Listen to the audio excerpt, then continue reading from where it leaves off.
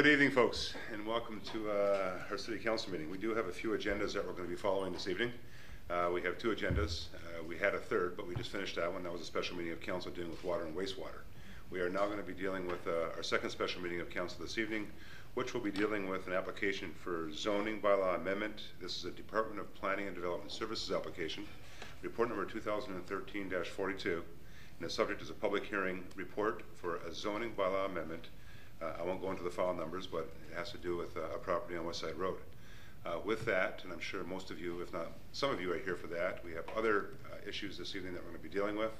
And by all means, when we do deal with these issues, if any of you want to speak, I'm hoping members of council will recognize that. If they don't, I will, and we'll have you come up and give us your words. So with that, we are going to start this evening's meeting off with a prayer by Councillor B. Kenny, and we're going to be following that with the national anthem led by Mr. Joe Longfellow. Councillor Kenny. Heavenly Father, we thank you for this day and for thy blessings. Be with us this evening as we deliberate issues that concern the citizens of the city of Port Colborne. Make us mindful of their needs and make us listen with open ears. In Jesus' name we pray. Amen. O Canada, our home and native land, true patriot love in all thy sons command. With glowing hearts we see thee rise, the true north, strong and free. From far and wide, O Canada, we stand on guard for thee. Et ta valeur de votre pays protégera nos foyers et nos droits.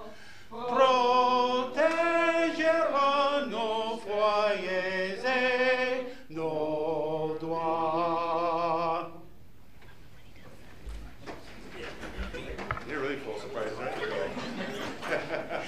Yes, I am. You threw everybody off. That's okay. I can hear a little bit of French, a little bit of English. That's fine. Thank you, Joe. Well done. Thank you, Mr. Mayor. Members, I'll need a motion to confirm the agenda, please. Councillor Kenny, Councillor Bodner, any questions or comments? All those in favor? Opposed? That will be carried. Are there any disclosures this evening? Disclosures of interest. Any conflicts? With none, Mr. Aquilina, the floor is now yours. Thank you, Mr. Mayor, and good evening to you, members of council, staff, and those in attendance this evening. As the Mayor mentioned, this application before us this evening is being held pursuant to Section 34 of the Planning Act. Just consider an application submitted by Nunzio and Lucia Pinelli for property located at 250 West Side Road, and you'll see that up on the screen this evening. I will get into the details of the application when I present Department of Planning and Development Report 2013/42.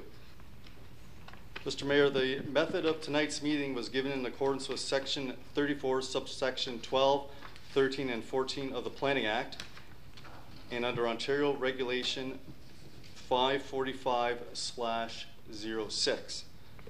Notice of tonight's meeting was was posted on the property, and all property owners within 120 meters of the property were indeed notified. And as well, there were posters placed on the property. The method to be followed this evening, Mr. Mayor, is I will present Department of Planning and Development Report 2013-42. We will then allow the applicant to address council, and I did receive word from Mr. Pinelli that a Mike Lacey is here on behalf of Mr. Pinelli, who cannot attend this evening. We will then open the floor up if any member of council has any comments to myself or to the applicant. We will then open the meeting up to those members of the public that wish to address council.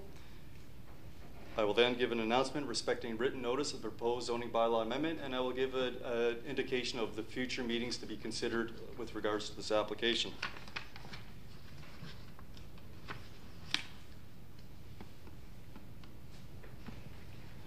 As mentioned, Mr. Mayor, the application was submitted by Lucia and Nunzio Pinelli.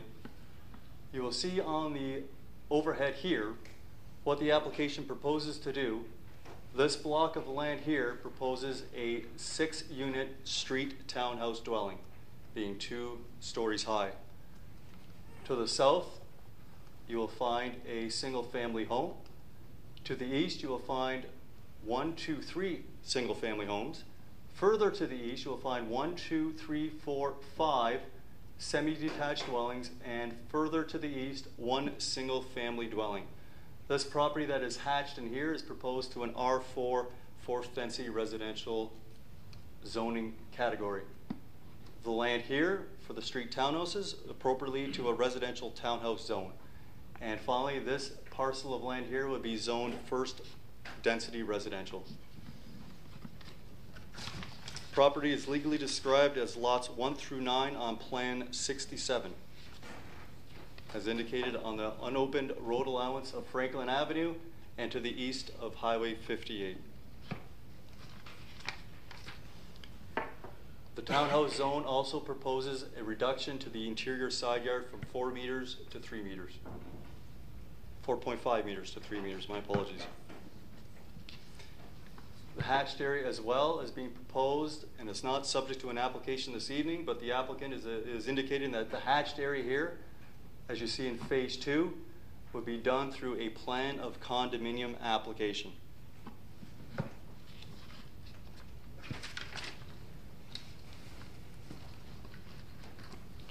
Upon circulation of the application to the public, we did receive 1 comment that is from a Miss Kathleen George, who resides at 232 West Side Road, which is just south of 238. I won't read the actual letter verbatim. I will highlight the points that she has raised. Council just bears with me for 1 moment.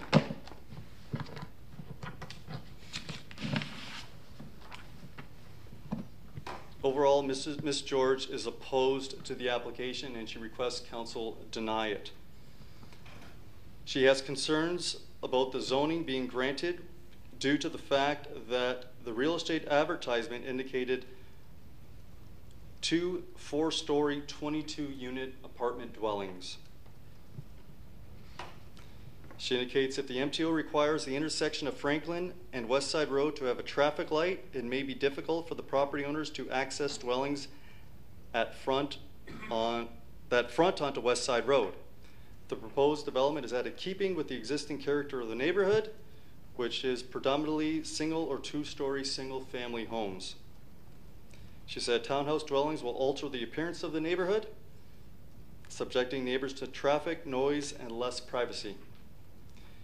She's concerned that the semi-detached dwellings will negatively affect property values of neighboring properties, especially if they are geared to income. She indicates that the roads and servicing required for the proposed development will add to the tax burden of the city. She's concerned that the excavation of the foundations for the building will result in blasting, and she indicated that when West Side Road was actually constructed, that in fact caused cracks to the foundation walls. And as I mentioned, she is opposed and she requests council deny the application. There were 2 comments that were received from the agencies that were circulated, and you will find those comments. The one agency was the city's Engineering and Operations Department, and they state as follows: that the existing servicing proposed does not reflect the city's requirement for servicing of the proposed development based on the proposed zoning. Based on the zoning request, properties shown would require separate connections to municipal services. As shown, there are connections to private systems. The proposed zoning does not allow for the type of servicing shown. The proposed zoning may require a storm water management plan. The proposed zoning would require the water and sanitary systems to be modeled for capacity. Further comments in regards to the site servicing will be provided at the time when the zoning change is approved and proper site plan application is made. And finally, engineering would like to note that the entrance to the proposed R4 density will need to be constructed perpendicular to an improved road. This means that the entrance as shown in the plans would not be allowed, and that Franklin Avenue would need to be extended to permit a perpendicular driveway entrance into the proposed development. Comments from the Ministry of Transportation were just received late this afternoon. And again, I won't read verbatim. I will highlight the points that the MTO has made. The Ministry of Transportation will not allow entrances to Highway 58 for the proposed 2-story, 6-unit street townhouse complex. The development will require MTO permits prior to any work being done. The MTO will need to review and approve a stormwater management report for the site prior to the issuance of any MTO permits and for any work being done on the site, and that any noise, berms, or grading of any kind will not be permitted on ministry property.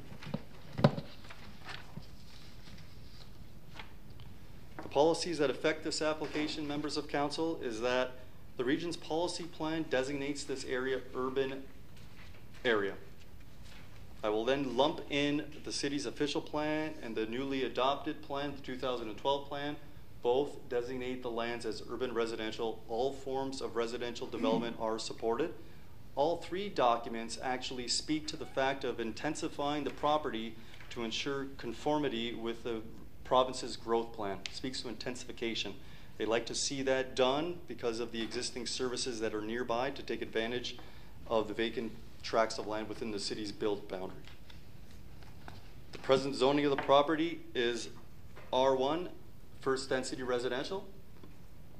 That permits 1 single-family home as well as an office of a professional within the residence. The zoning adjacent to the property, to the north, you have the Port Colborne Mall, which is zoned shopping center commercial. You also have first density residential dwellings. To the northeast as well is first density residential. To the west, you have the former school site being zoned public and park. To the east, you have existing single-family residential development. To the south, southwest, and southeast, you will all find R1 first density residential zoning. And you'll see on these two drawings, it's just a blow-up of the proposal. Again, the street townhouse complex there, the future single-family dwelling, the 3 single-family homes, and to the east you will find the semi-detached dwellings, 5 of them, and further to the east is the 1 single-family dwelling proposal. Mr. Mayor, this does conclude the planning and development report that would go over the application before you this evening. I would like to read the following before we open things up to the applicant or those members of the public. If a person or public body does not make oral submissions at a public meeting or make written submissions to the City of Port Colborne before the proposed zoning bylaw amendment is approved, the person or public body is not entitled to appeal the decision of the City of Port Colborne to the Ontario Municipal Board. If a person or public body does not make oral submissions at a public meeting or make written submissions to the City of Port Colborne, to the City of Port Colborne before the proposed zoning bylaw amendment is approved, the persons or public body may not be added as a party to the appeal before the Ontario Municipal Board, unless in the opinion of the board there are reasonable grounds to add the person or public body as a party. Mr. Mayor, if I may, I would like to ask the applicant if he is in attendance to address council. Thank you, Mr. Aquilina. Is the applicant in attendance? Yes, sir. Come on up.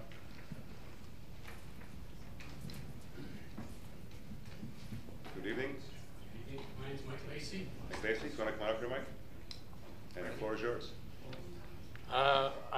This NTO letter that Dan just told me about, I did not know that was there. We need to see that because our proposal is with access off of Highway 58 for our 3 front sections.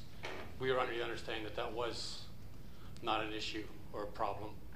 And Dan just pointed out there's a letter stated differently that I need to know to see. And I'm just basically here to listen to the comments and questions of the community. And we are planning to do it in 2 phases. Phase 1 is the front road section and the single lot, lot 9. The other part is going to be phase 2. That's going to be one owner. It's going to be rental units, townhouses, and it's going to be owned by one person.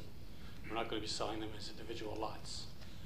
The access that it was brought up here, I totally agree with that. That's not a big issue for us to straighten out the S-bend and make it into a 90-degree turn onto the property.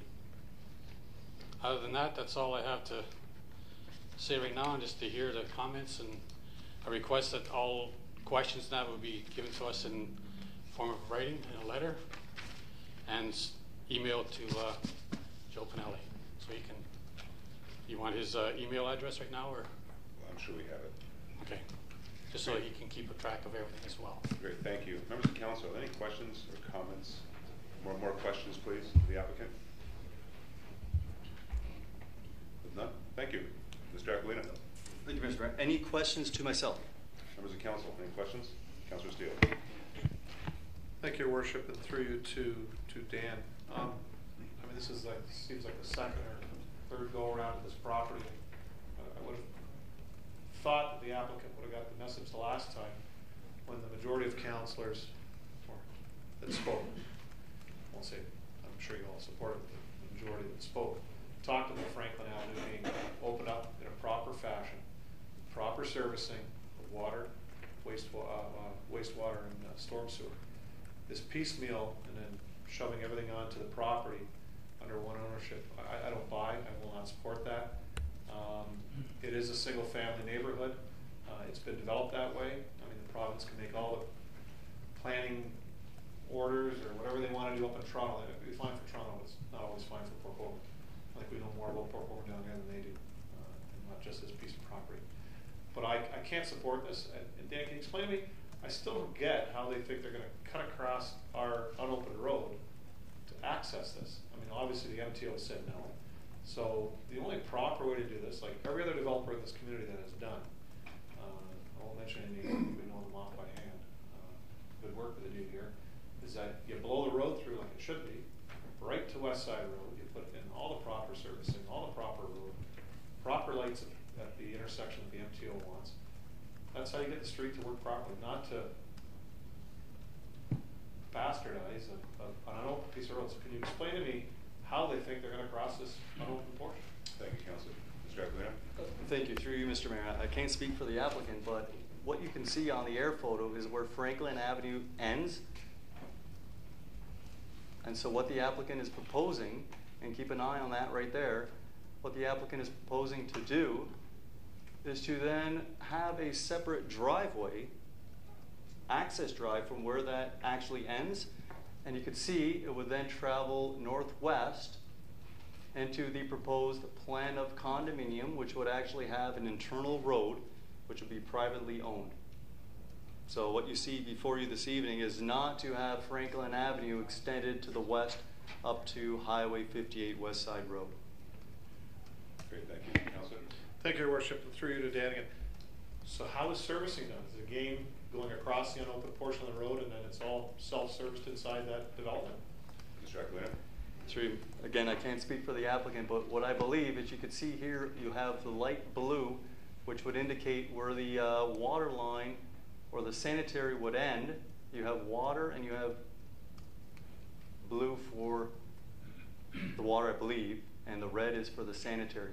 Again, it would also access the municipal system, but it would not be serviced right from Franklin Avenue.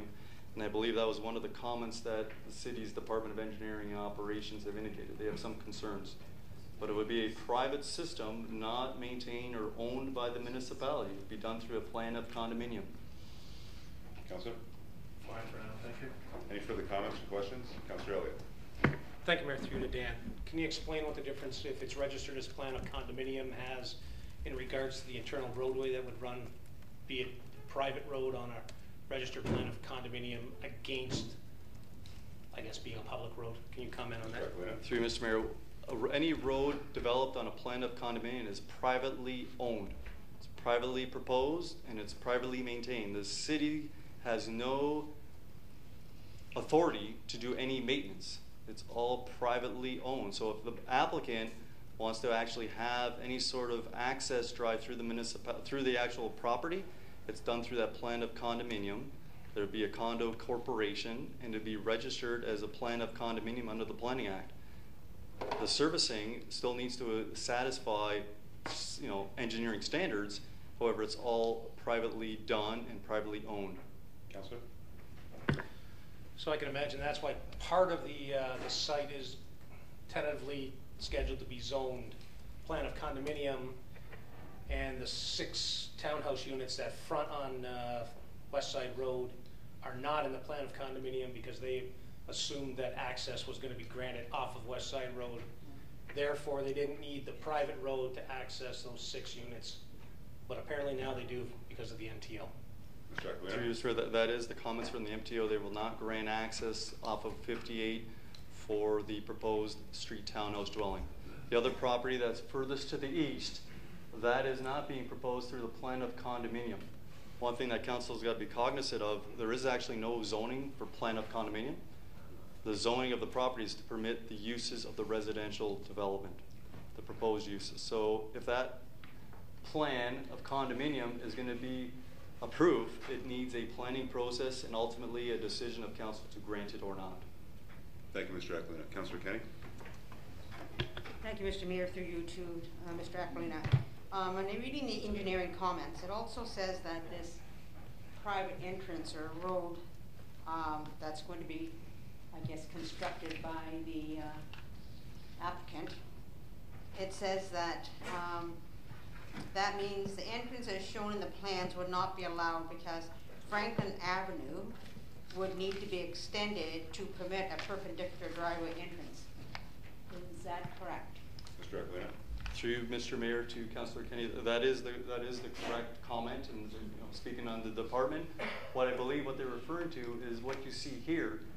That road would then need to be extended to actually have a perpendicular driveway Correct. to access the lands here, but that's not shown on the proposal. Councillor? Correct. That, no, whatever.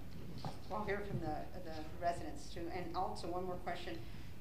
It says on our comments from engineering that the existing services does not reflect the city's requirement for servicing of the proposed development based on proposed zoning. Could you kind of explain Mr. that? Aquilino? Through Mr. Mayor to Councillor Kenny, I believe what the engineering department was referring to, the zoning right now does not allow the uses that are proposed. Council has not made a decision on that. In order for the servicing to be addressed, council needs to make a decision if they're going to approve the land uses of the property. And I believe at that time, in engineering's other comments, they would like to see a servicing report after things are approved. But what you see, I can't speak for engineering or operations, but they have concerns of what they've reviewed today. Okay. Thanks. Thank you. Thank you, Councillor. Further comments or questions? Councillor Bodnar and Councillor Elliott. Mr. Mayor, through you to Mr. Aquilina. It would seem, and council, that we've dealt with this in many different configurations over the years, and it would seem that this is an attempt to get a cheaper way to access those properties rather than develop Franklin Road, which has really been the crux of the whole thing. I think that's a major expense for the developer, and it seems like each time it's tweaked, it's really to avoid constructing that road right through. So, and this looks like to be another attempt to, sneak a driveway in there. Not sneak it in, he can do it obviously, but to put a road in that isn't going to be a full-blown road. So I guess that's something that council has to be concerned with for servicing and for access to that road. Although I remember like Bell Acres, say on Cedar Bay Road, that was all developed to city standards and then turned over to the city. If that road was developed to city standards, which seems like a waste because the road is already there, could that be then turned over to the city, theoretically? Through Mr. Mayor to Councillor Bonner, if that road is upgraded to that actual driveway entrance, then that would then be maintained by the city. It would be continue to be operated and it would be city owned as normal. Everything north into the private property would not be maintained by the municipality. It would be then subject to the condo corporation to maintain. Okay. Councillor Elliott? Thank you, Mayor. Through to Mr. Aquilina. The letter that you wrote in opposition to the project, just had a couple of concerns with a couple of the statements that were in that, and maybe you could clarify them. Just if you could make comment about the blasting and about the cost of installing services to a development like this, who's responsible for the cost of that, and do we blast or don't we blast in town anymore? Mr. Aquilina? Through Mr. Mayor to Councillor Elliott, my understanding is the municipality will not allow blasting to occur. This development would be a 100% responsibility of the private developer. The city would not do any development or servicing of this property. Councillor? That's fine. Further questions or comments? Just one question. Actually, I was as well under the impression that the MTO was long entrances to those properties off West Side Road. Your comment or the letter that they wrote, is that saying that they're not going to allow it, or they haven't received the application to allow it? Mr. Mayor, they're saying that they would not allow it. Okay. And in fact, my review of the property dating back years, the MTO has never granted access for anything but single family along West Side Road. There are 3 lots that exist, and that's all they've ever granted access to. And that's it. Okay, with no further comments or questions of staff, we're going to open up to the public. Dan, go ahead. Mr. Mayor, if any member of the public wishes to address council, please do so and state your name and address so the clerk can record that in our... Thank you, Mr. Aquilina. So we're going to open up members of the public. We'll start off with Mr. Gaverlock, and I seen a hand go up over here. You're next, sir. And then Mr. Foley, you'll be after that. You'll be third.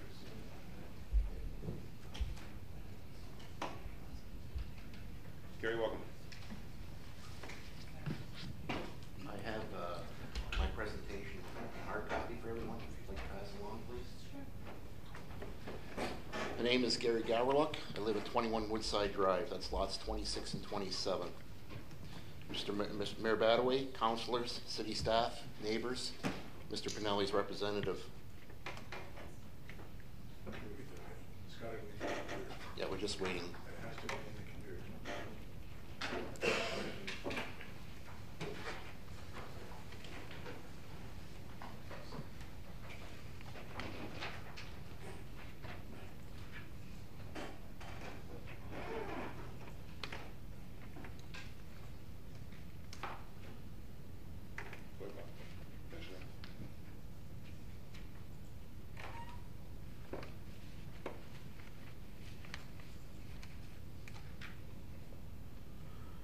That's the one. Yep, that's it.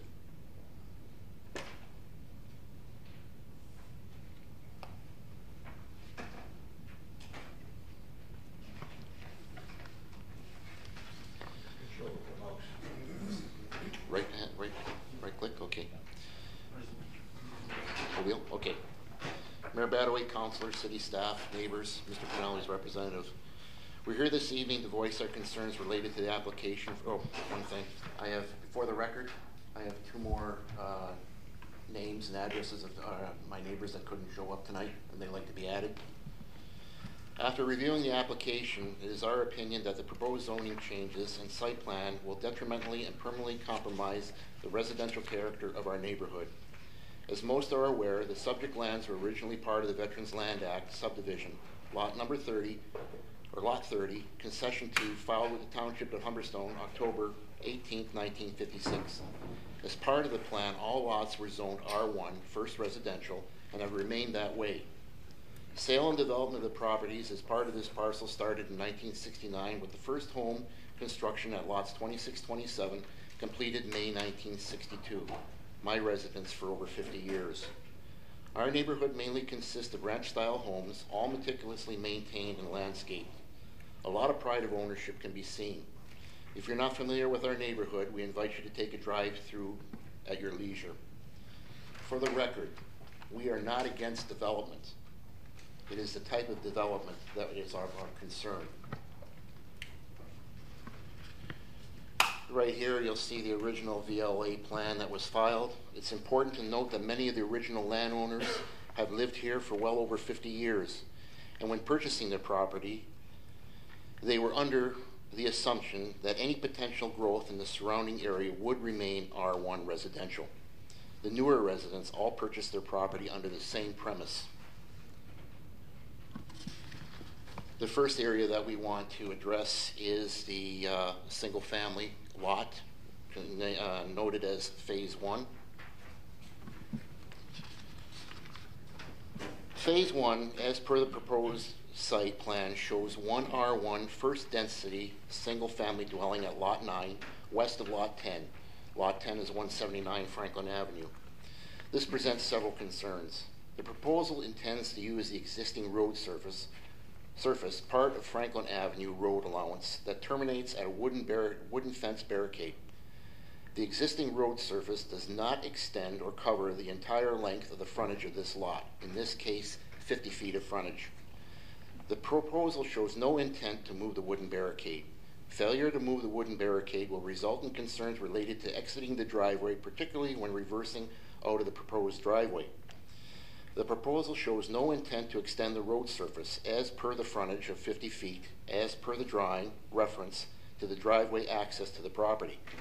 The driveway starts as a single driveway opening up to a double driveway a fair distance past the property frontage line. We see this as a piecemeal opportunity for the applicant to avoid development of the road. In addition, failure to move the barricade and extend the road surface will create concerns related to city and region provided services with respect to snow removal, garbage collection, and fire protection services.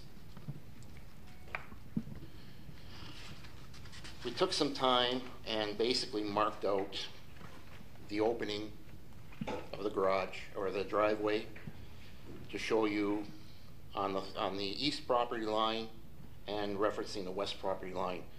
You see that the barricade, where the barricade is, where the road surface ends. Just to give you an idea of what it would look like. The two stakes in the middle show the actual, we measured off 10 feet for access for a driveway. Concerns for exiting the proposed driveway. Reversing out of the proposed driveway without a road extension, at times there are cars parked in the foreground. The yellow box simulates a parked car. As you can see, we simulated that. There is no way that you would be able to back out of that driveway without going onto the boulevard or backing into the parked car there or into the barricade itself.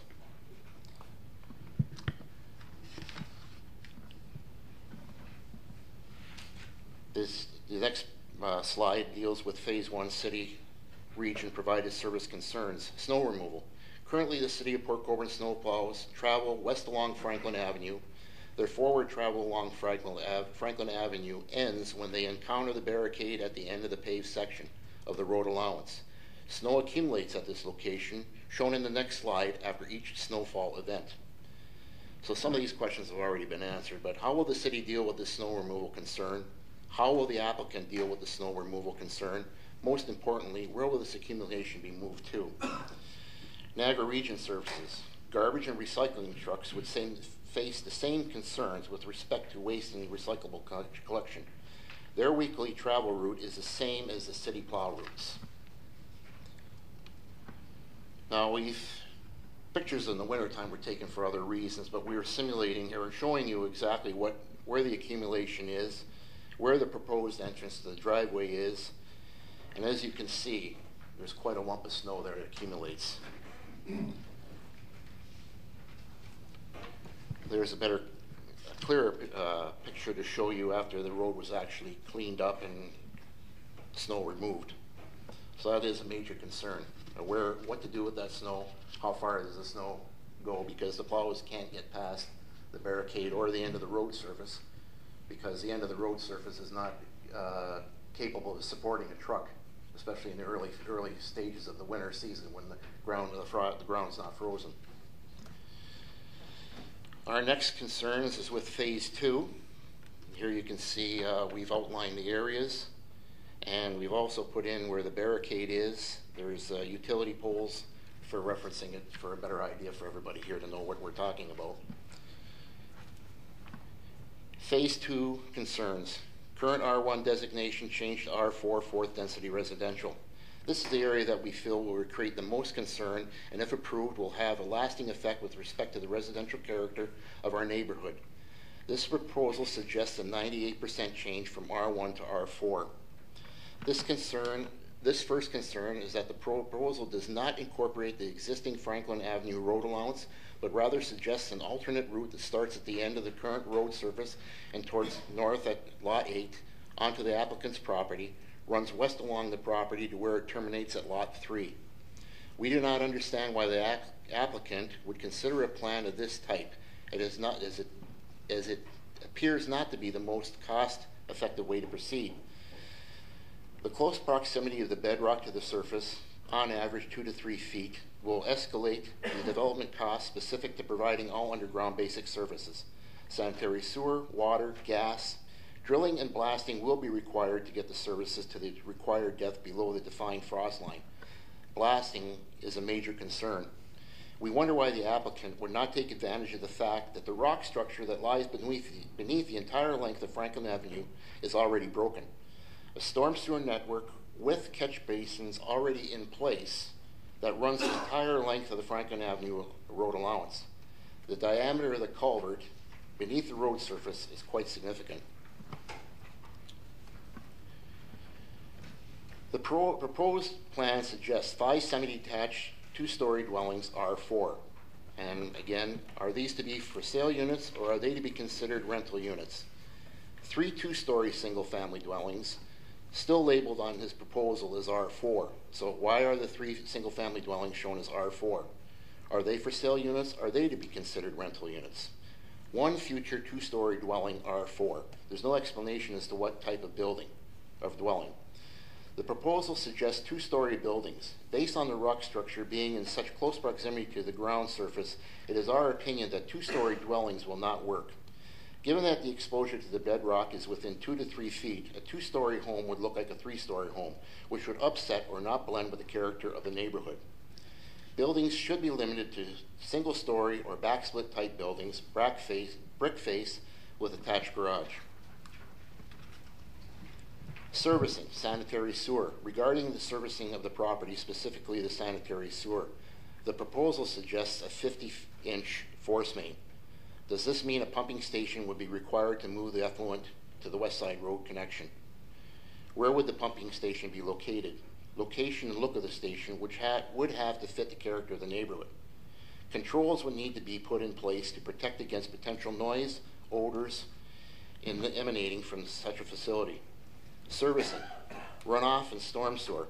The proposal shows no consideration for water runoff or management. Traffic flow. With only one way to enter and the same way to exit this site, traffic flow is of concern. On average, most families have 2 vehicles.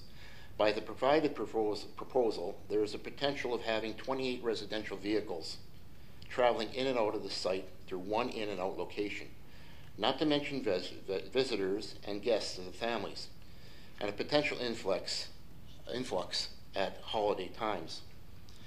There are concerns with respect as to what standard the road will this be. Will it be a gravel road or a paved road? Will this road be held to the standard required to support firefighting apparatus? Who will be responsible for the road and for the maintenance of this road, city or the applicant? Franklin Avenue road allowance. What plan does the city have for the existing Franklin Avenue road allowance in lieu of this potential development, as it is essentially landlocks of properties adjacent to the south of the road allowance? Snow removal.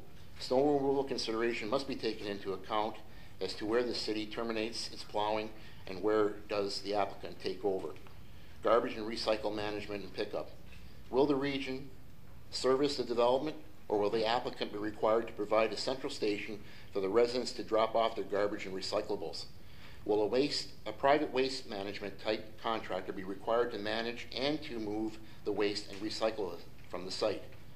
What type of enclosure is required? Where and how should it be located? What frequency of pickup or clean out of the station be required? What requirements will there be for animal, rodent, and odor control? Addressing the Phase 1 and 2 proposed zoning changes. In keeping with the residential character of our neighborhood and in opposition to the application for the suggested zoning changes, we submit the following. 1. That the site plan and architectural controls be put in place that are consistent and in keeping with the residential character of the neighborhood. 2.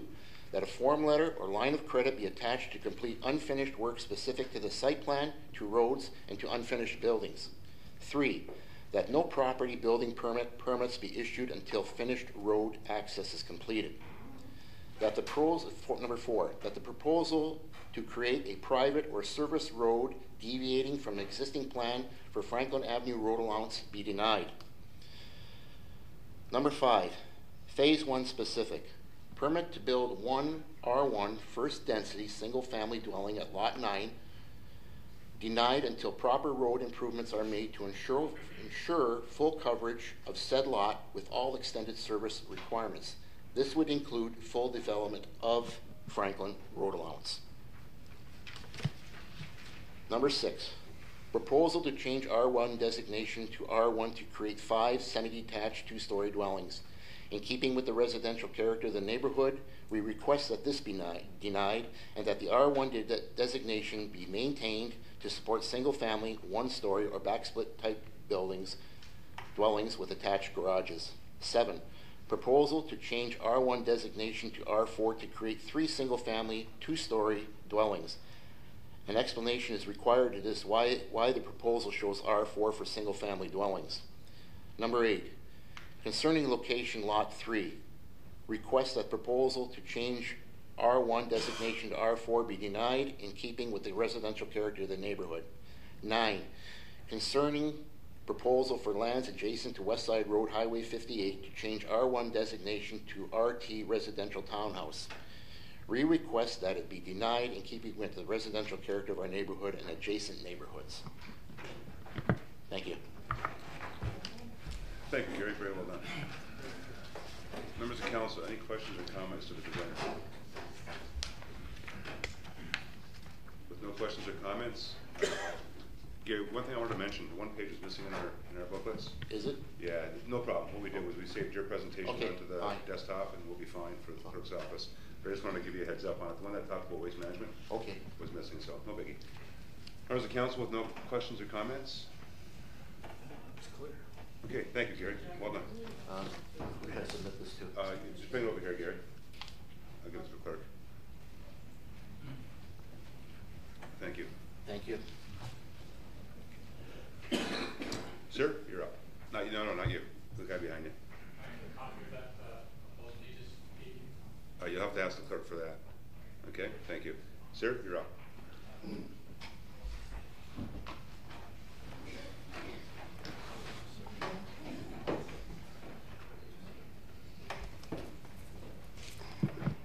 Good evening.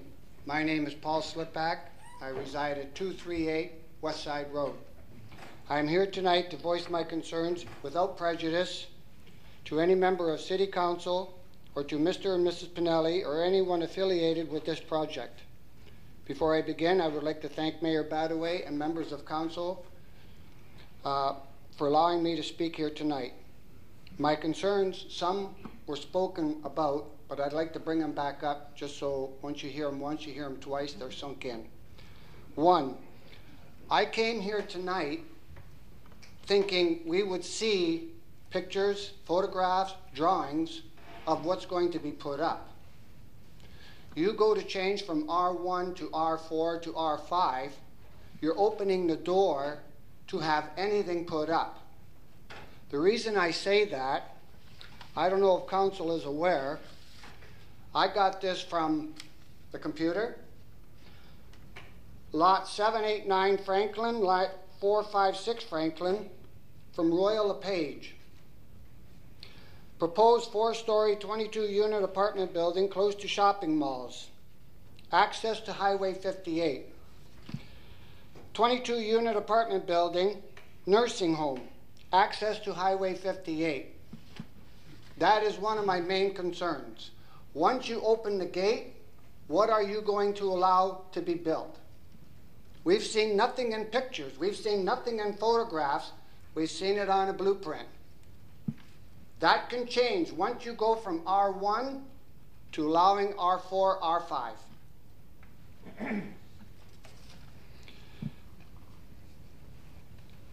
Who's going to pay for all this?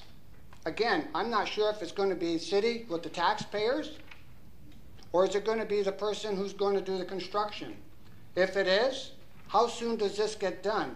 I feel sorry for my friends who live close to where this construction site is, because it's going to be messy for them. I think if it's going to be allowed, there should be a time frame where something is going to be done, and it's got to be done neatly and quickly.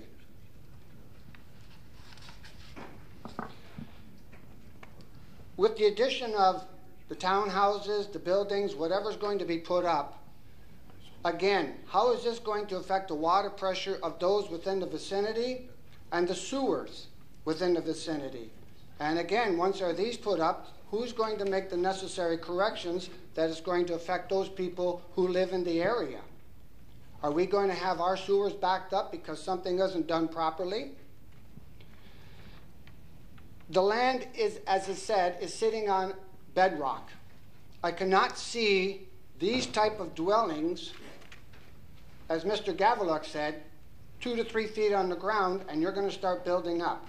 If blasting should occur, I would ask that the city go amongst the residents within that radius, check the dwellings, because I'm sure everyone has finished basements.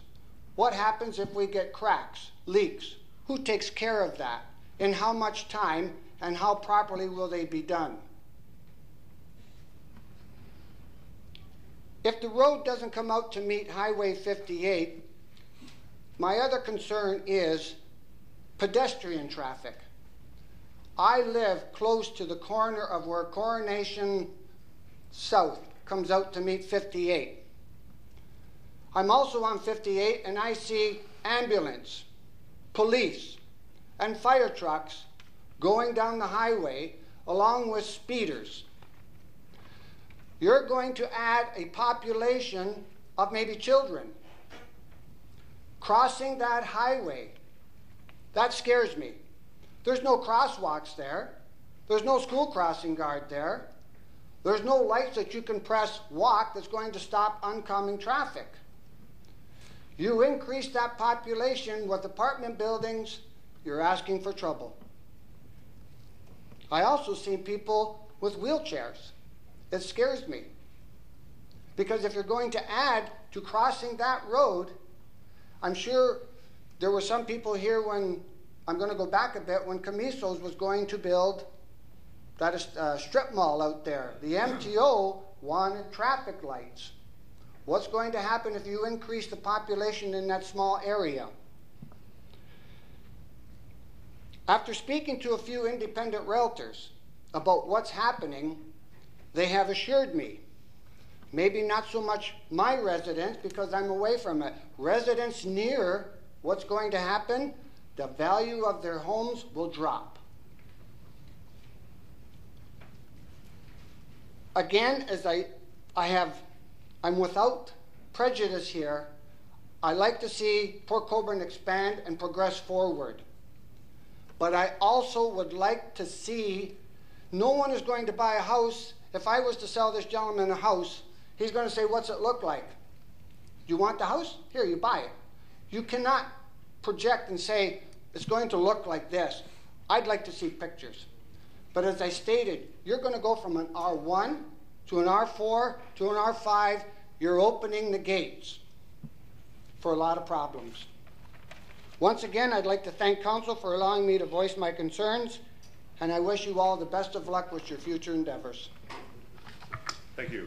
Members of Council, any questions or comments? Councilor Steele? Just a point of clarification, because I know Gary brought it up and Paul brought it up. No more blasting. You can't do it here. It all has to be home ran, and that is a direction of staff. I think Ronnie can attest to that.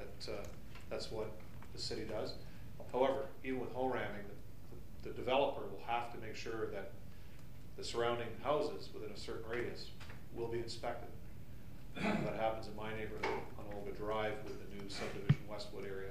When they put in basements, they had to make sure that the neighboring houses were checked for existing problems, so that if anything happened after, they could determine whether it was existing or from the actual hole ranking. So there is no more blasting in Port Colborne. So just because that is a point of contention, so we just want to make sure that that is known out there, that it's hole ranking. And that's all they'll do: streets, pools, foundations, all that stuff. Thank you, Councillor. Paul? Mr. Steele, I thank you for that point. Our concern is, if something does happen to the structure of our homes, how long and how can we be guaranteed that the repairs will be done properly? Go ahead, Councillor. Thank you, Your Worship. Paul, with regards to that, it's the reputation of the developer, I guess. If he's done this in the past and has had problems and has been not very good or very good at resolving it, it's the developer. So that's who you have to count on. It's not our project, it's that developer's project. So you may want to ask questions about this developer as far as other projects he's done, whether it be in Port Colborne or elsewhere. If those things have happened, you know, how's he handled it? That's what I would say. Mr. Howe? Further to Councillor Steele's information, Your Worship, in areas where there's rock, there's generally a requirement for pre-construction inspection to ensure, to take photographs and make sure that's all caught, any damage or anything, and then after construction they go back and do it again to check for any changes or differences. Thank you, Mr. Howe. Further questions or comments to the presenter? None? Well, thank you. Thank you. Great job. Further comments or questions from the, sir, come on up. Aubrey, welcome. Welcome. Good to see you guys again. Mayor, fellow council members, thank you for taking time and letting us, the residents, voice our concerns here tonight. I'll make it really straightforward. I'm opposed to this development and zoning change request. Secondly, I ask my fellow council members and my residents here to support me in this, and my neighbors where we live over in this area.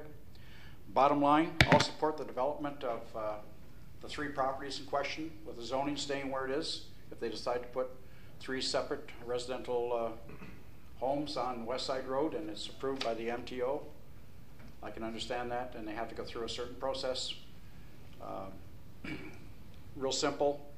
I'm asking that you make the right decision here. Keep it zoned as it is. Do not change that zoning.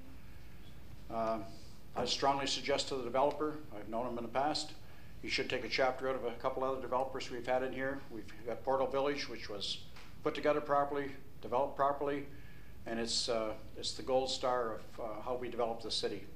I think what I've seen here so far, there's a lot to be desired, and what he's proposing is trying to cram quite a bit in a very small space. It's not going to work. We have a nice neighborhood over there. We have a nice city. We have good people in this city. And I also support development of the city. I strongly support it, and I want to see our city grow. But based on what we have right there in that location and what we're trying to do, it's not going to fit. Leave it alone. Keep the zoning where it is. Everything will be fine. Thank you. Thanks, Aubrey. Members of council, any comments or questions to the presenter? With the Aubrey address, Knoll Street? I'm sorry, 255 Knoll Street. 255 Knoll Street. Thank you. Sorry. Well done. With no further comments or questions, do I see some more hands up? Ma'am, come on up.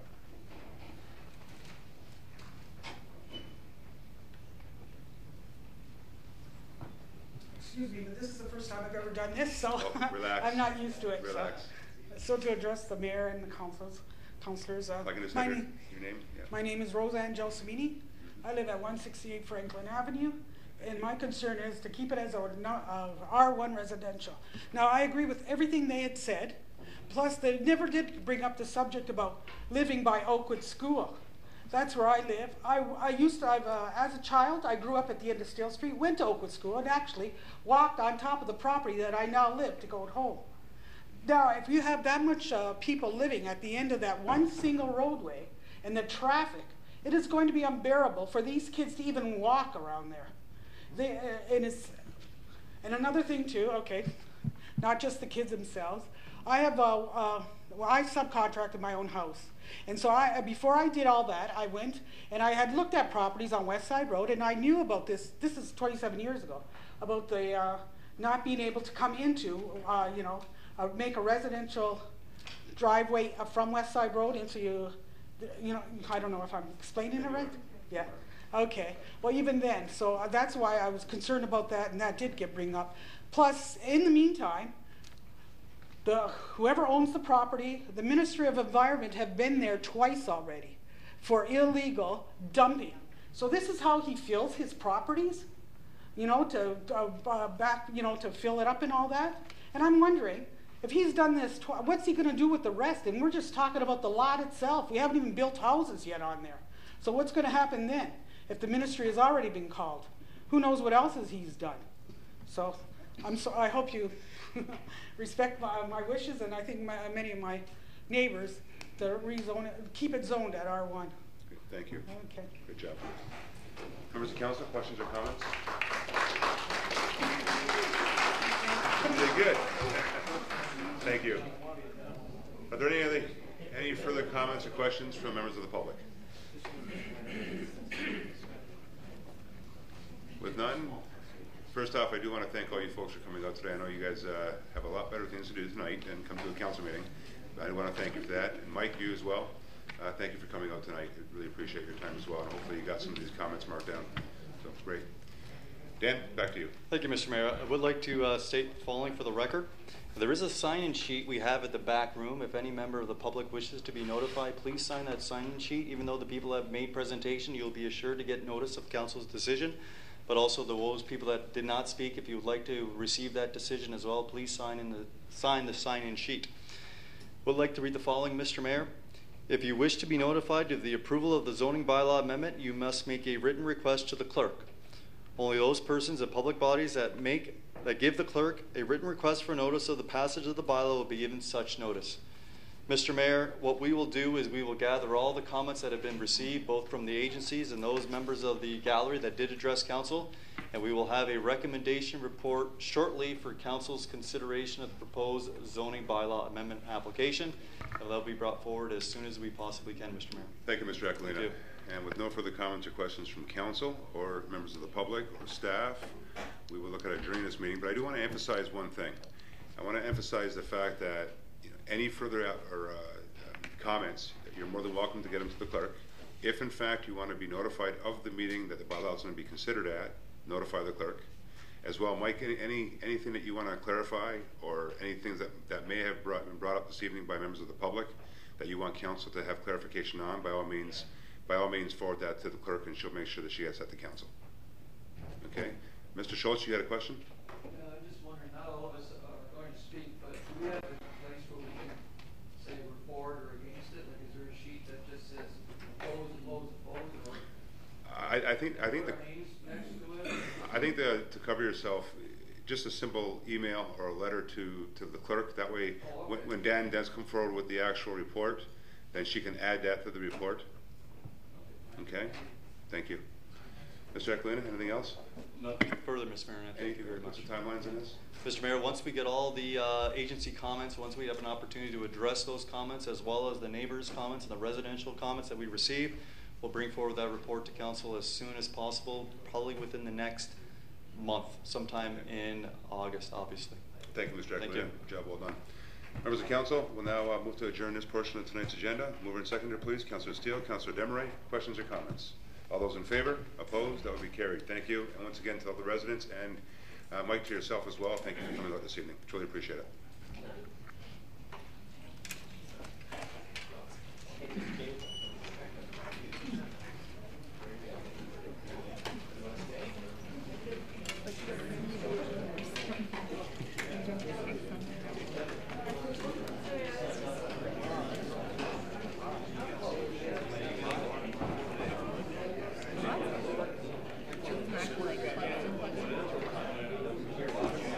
Marijuana is making off.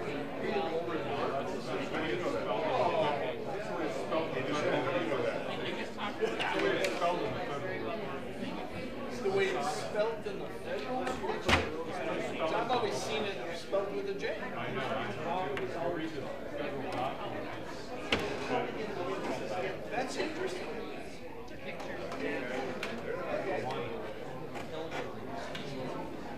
So you've been hard, that's why you haven't got it.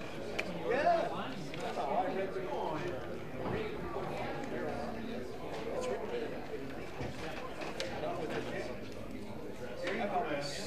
I've always spelled it this way, and I've always said it spelled right. But if you look at our official site, it's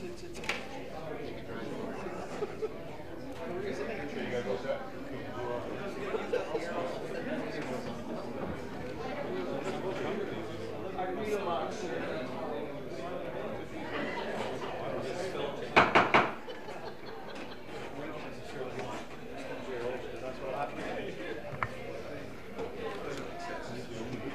Members of council, I'm now going to move on with the final, or I guess not the final portion yet, second to final portion of tonight's agenda, the committee of the whole meeting. We are going to introduce any addendum items. Madam Clerk. Thank you, Mr. Mayor. None this evening. Thank you. Members of council, if I can have a motion to confirm the agenda, please. Councillor Elliott, Councillor Danch, are there any questions or comments? All those in favor? Opposed? That will be carried. Are there any disclosures of interest this evening? No disclosures. We'll now move on to items requiring separate discussion.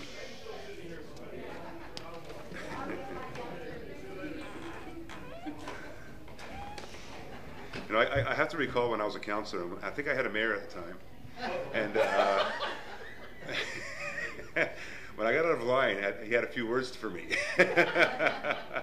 I have to say, by the way, before I go on, I do want to welcome our former mayor, Neil Schoen, here. Neil, great to have you out here tonight. And we're going to get to your agenda item in a second. And Ron, what do you think? 3 mayors in one room? What's that call for? That could be pretty dangerous, eh, Neil? 3 heirs into the throne? Yeah. But no, Neil, welcome. It's great to have you out. Heirs or errors? I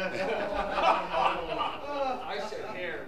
Council will now move on to items requiring separate discussion. I have Councillor Steele, Councillor Butters, and Councillor Bodner. Thank you, Worship. Item number 3, please. Thank you, Councillor. Councillor Butters? Item number 1. Thank you. Councillor Bodner? Item 12, Mr. Mayor.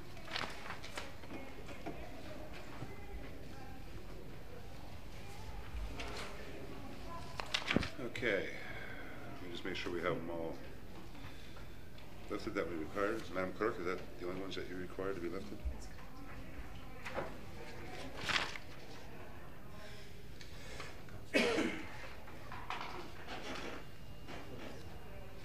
Okay, members, for the following or remainder of the items, mover and seconder, please. Councillor Doucette, Councillor Elliott. Questions or comments to that? All those in favor? Opposed? That will be carried. We have no presentations this evening and no delegations. We'll move on to my report, and I am going to need leave of council for the first part of my report. I do want to present a recommendation that was prompted as part of an initiative by our MP, Mr. Malcolm Mellon. As you know, Via Rail has reduced the service to the Niagara area and has canceled the train service to the city of St. Catharines. So therefore, in speaking with Malcolm and discussing this issue with him, and based on correspondence I just received from him, I would like to present to members of council this evening a motion that reflects our dismay with respect to this decision, and especially in light of the region's attempt to formalize a more integrated regional transit system that would otherwise align with both VIA and as well GO. In particular, both that would run all year round. And with this, it just adds another challenge to us with respect to trying to integrate or align the different modes of transportation and transit that we have here in Niagara. So if I may, I'd like to present this recommendation to you, but I need leave from you to do that. Councillor Steele, seconder. Councillor Doucette, are there any questions or comments to that recommendation? All those in favor?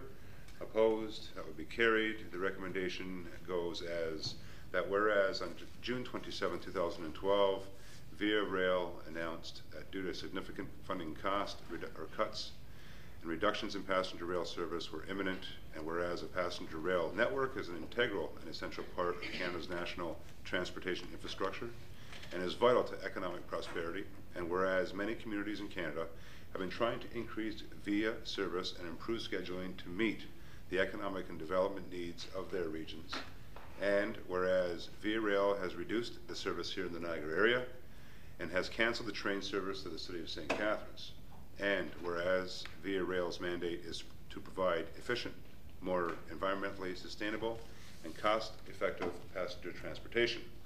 And whereas the region of Niagara, a world-renowned destination, is working toward formalizing a more integrated regional transit system. When I say regional, I mean smaller. I'm going to be very clear about that. So it's just more of an integrated transit system that would otherwise align with both VIA as well as GO, and will increase mobility, improve and enhance overall accessibility for the residents of Niagara. It will as well achieve long-term environmental, health, and safety benefits, support economic development, meaning it will link employees to their employers, as well ensure a seamless transit infrastructure. And whereas effective rail service to the region would serve as a foundation for integrated regional transportation, whereas a reduction in rail service makes the region less accessible and could negatively impact tourism, business, and property values. Now, therefore, be it resolved that the City of Port Colborne express our support for affordable, accessible, and reliable rail service to the Niagara region, and be it resolved, further resolved, that the municipality urge the federal government to invest in infrastructure and provide the necessary funding to ensure that the Niagara region is effectively serviced by this rail. Members of Council, I'll need a mover and seconder, please. Councillor Desmarais, Councillor Butters. Are there any questions or comments to that resolution? With none, all those in favor? Opposed? That will be carried. Thank you, members of Council. The second part of our report this evening, and I'm sort of shooting from the hip here, guys, so bear with me. We did receive, and I think this goes to another comment that I want to make that was brought to my attention by a few residents as well as Councillor Elliott. And Mr. Howell and I were talking about this today with respect to the comments that were made. But I do want to I'll get into that in a second. But I did want to inform Council, and you all got an email this past, throughout the past few days, and I do have to congratulate Ron, your department, operations, as well as Darlene and the whole team, that the City of Port Colborne has been certified, and certified, what I mean is we're a certified operating authority to ensure that Port Colborne's distribution water system is A1, 100%. That we operate a quality management system which conforms with the requirements of drinking water quality management standards to DWQMS 2006 regulations. And for the following scope of registration, the full scope. So not half, not three quarters, fully accredited and conforming to the requirements under the drinking water quality management standards. And I bring that up for two reasons. One, to congratulate staff, because I know how difficult and how tedious it's becoming, especially in the last 3 or 4 years, to ensure that we are, in fact, conforming to those requirements. But secondly, the reason why I bring it up is because there has been, it has come to my attention from some members of the community, as well as I mentioned, Councillor Elliott brought it to Bob's attention today, that there are some people that are representing some companies throughout Port Colborne right now. Not sure where the companies are from, but some people going door to door, basically stating that the water in Port Colborne is not up to standards, and trying to promote their business and what they're selling by stating, quite frankly, an outright lie, that in fact the water quality in Port Colborne is not conforming to the requirements of the provincial standards. I can say with a great deal of confidence, especially having this presented to us, that for any people that are hearing that door to door, it's just absolutely not true. And unfortunately, some people will do anything to further the interests of their business. Not sure who this company is. We're going to find out. We're going to take further steps. But in the meantime, it's quite disheartening when people have to go door to door and lie to, in fact, further the interests of their own companies. So with that, Mr. Howell, do you have any comments on that? Very few comments, Your Worship. As for the municipality trying to protect the interests, you can always write to the ministry and the government.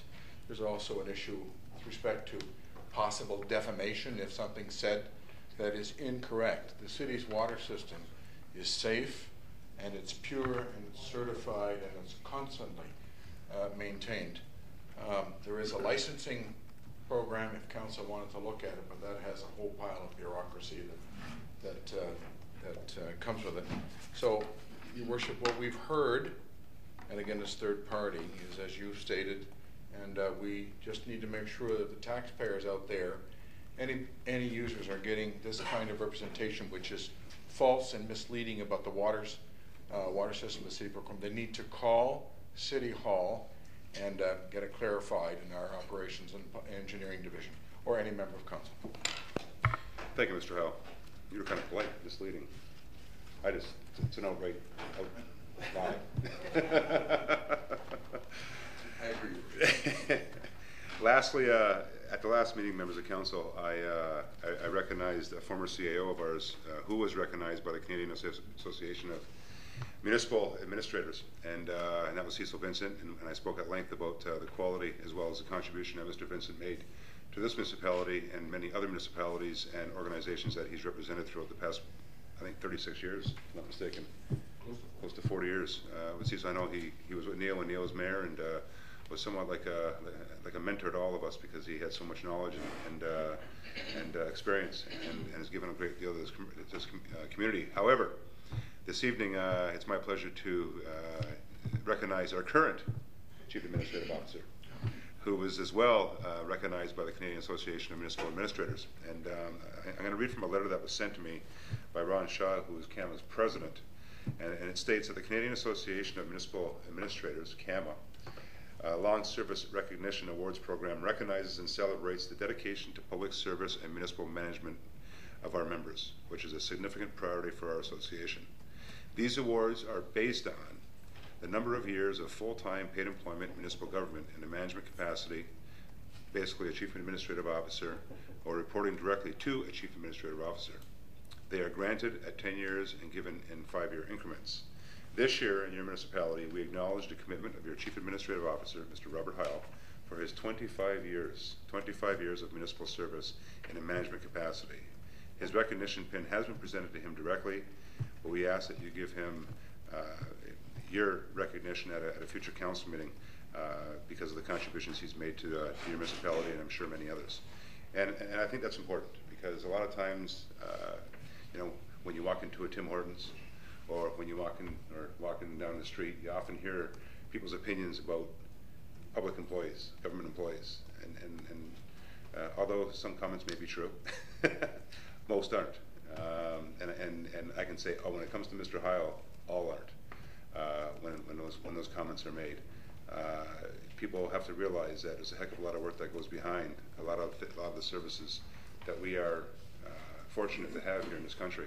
And when you look at the team that we have here, whether it be a director, whether it be a manager, whether it be someone as part of our fire personnel, whether it be the CAO, whether it be one of the guys or girls down at the yard, regardless of what that position may in fact be, everyone's part of this team, and everyone ensures that the services that are provided to the residents, our customers, are done so in a manner that they would expect. And Mr. Howell exemplifies that. I think when he leads this team here with the administration, especially with the 5C service plan that you presented to your staff, your team, it goes without saying that recognition like this is the very least he can receive in terms of the way he does his job. So Bob, from all of us, congratulations. Job well done. Thank you very much.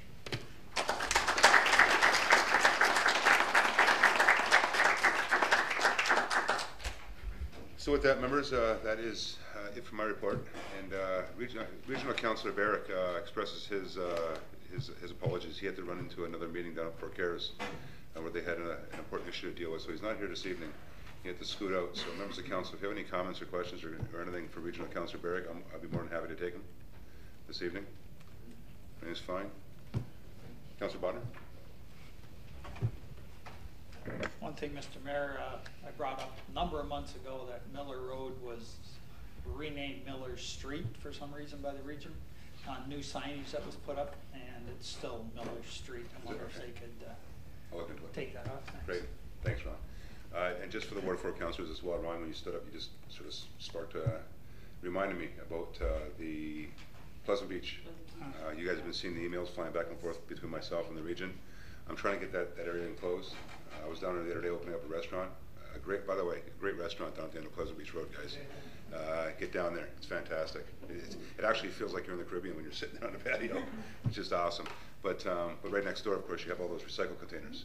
And I was pulled aside by a resident in the area, as well as by the restaurant owner, seeing it at the very least, especially at the end of the weekend, when everybody just piles the garbage there, if we can in fact get that enclosed somehow and get it into a compound. So I wanted you guys to be aware of that, and hopefully we can deal with that sooner rather than later. So we're on that. Okay? No further regional business? Okay, with that we'll move on to councilors' items. New business. Okay, I'm going to start off with B, and then I'm going to go to Ron, and then Ange, and then Bill. B? Thank you, Mr. Mayor. Through you to, I believe this one would go to Mr. Hanson. Mr. Hanson, I believe this was brought up before in regards to no parking on the west side of Mellenby, near the skateboard park. I've had several complaints from people who say cars are parked there. I guess it's parents watching their kids use the skateboard park or whatever, but I believe this was brought up before about no parking signs there. And I think at the opening of the park, Mr. Hanson told me there should be no parking there. Did you not, sir? Thank you, Councillor. Mr. Hanson? Through you, Mr. Mayor. That issue has come up before when we were looking at the skate park and the opening and so on. We confirmed with the region, we talked to the traffic section, when Mellenby was ours, the bylaw was actually in place. So that transfers to the region. We just asked them to enforce the bylaw and ensure that the proper signage is up. And in fact, that restriction is in place on Mellenby. And how long will that take for us to see actual signs that say? Well, they were, through you, Mr. Mayor, the region were requested to put the signs up. If there's still signs missing, I'll follow up on that tomorrow and ensure those signs go in. I thought most of them did go up, but we've known some no parking signs to disappear in the past. So yes. We'll double check on that. Thank you, Mr. Hanson. Thank you, Councillor Kenny. Thank you. And Mr. Mayor, again, this one's for Mr. Aquilina. Mr. Aquilina, you and I had a conversation about this week in regards to the bylaw regarding downspouts. When we were having lots of rain, I had several complaints from residents in Ward 3 in regards to downspouts being directed toward their property from their neighbor, and found out that we don't really have a very strong bylaw about this. So, Mr. Aquilina, I asked the question through you, can we get this bylaw in place, and if we could have council support for that as well. Thanks. Thank you, Councillor. Mr. Aquilina. Thank you, Mr. Mayor. Through you to Councillor Kenny. Yes, absolutely. We'll have property standards, bylaw enforcement, look at the actual bylaw. I know they're actually working on the entire property standards bylaw. But what we'll do is we'll bump this up and we'll address this immediately. Thank you, Mr. Aquilina. Thank you, Councillor. See, Neil, she hasn't changed. No, she hasn't changed at all. I have Councillor Bodner. Thank you, Mr. Mayor. Through you to Ron, I guess.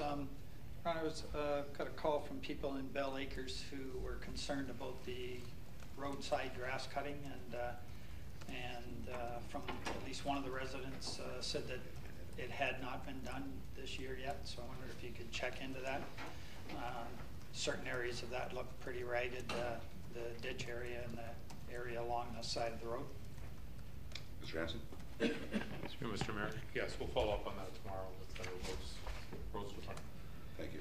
And another area, Pleasant Beach Road, not the garbage, but down farther on the beach. That's a public area that we encourage people to go down to. And there seems to be, it's getting so popular, there's spillover onto people's property. It was cured somewhat from the spillover from Sherkston Shores when they put in very large cement slabs to stop the trucks from driving all that way over. But I just wondered if there was anything that the city, and I think I know the answer to this, but I have to ask it because the residents are asking, that are we intending to do anything, because it's become so popular that now people are migrating over onto private property on the beach, and would we consider putting up any blocks or at least something that says that beyond this point is, you know, private property. Mr. Hanson? We can take a look at that through you, Mr. Mayor, to Councilor Bonner. We'll take a look at it. Some of the beachfront and so on in these areas have been under dispute for 40 or 50 years, so I'm not sure what the legalities of that might be. So whether we'd want to fence it or block it, it's something we want to investigate probably legally. Great, thank you. Councilor?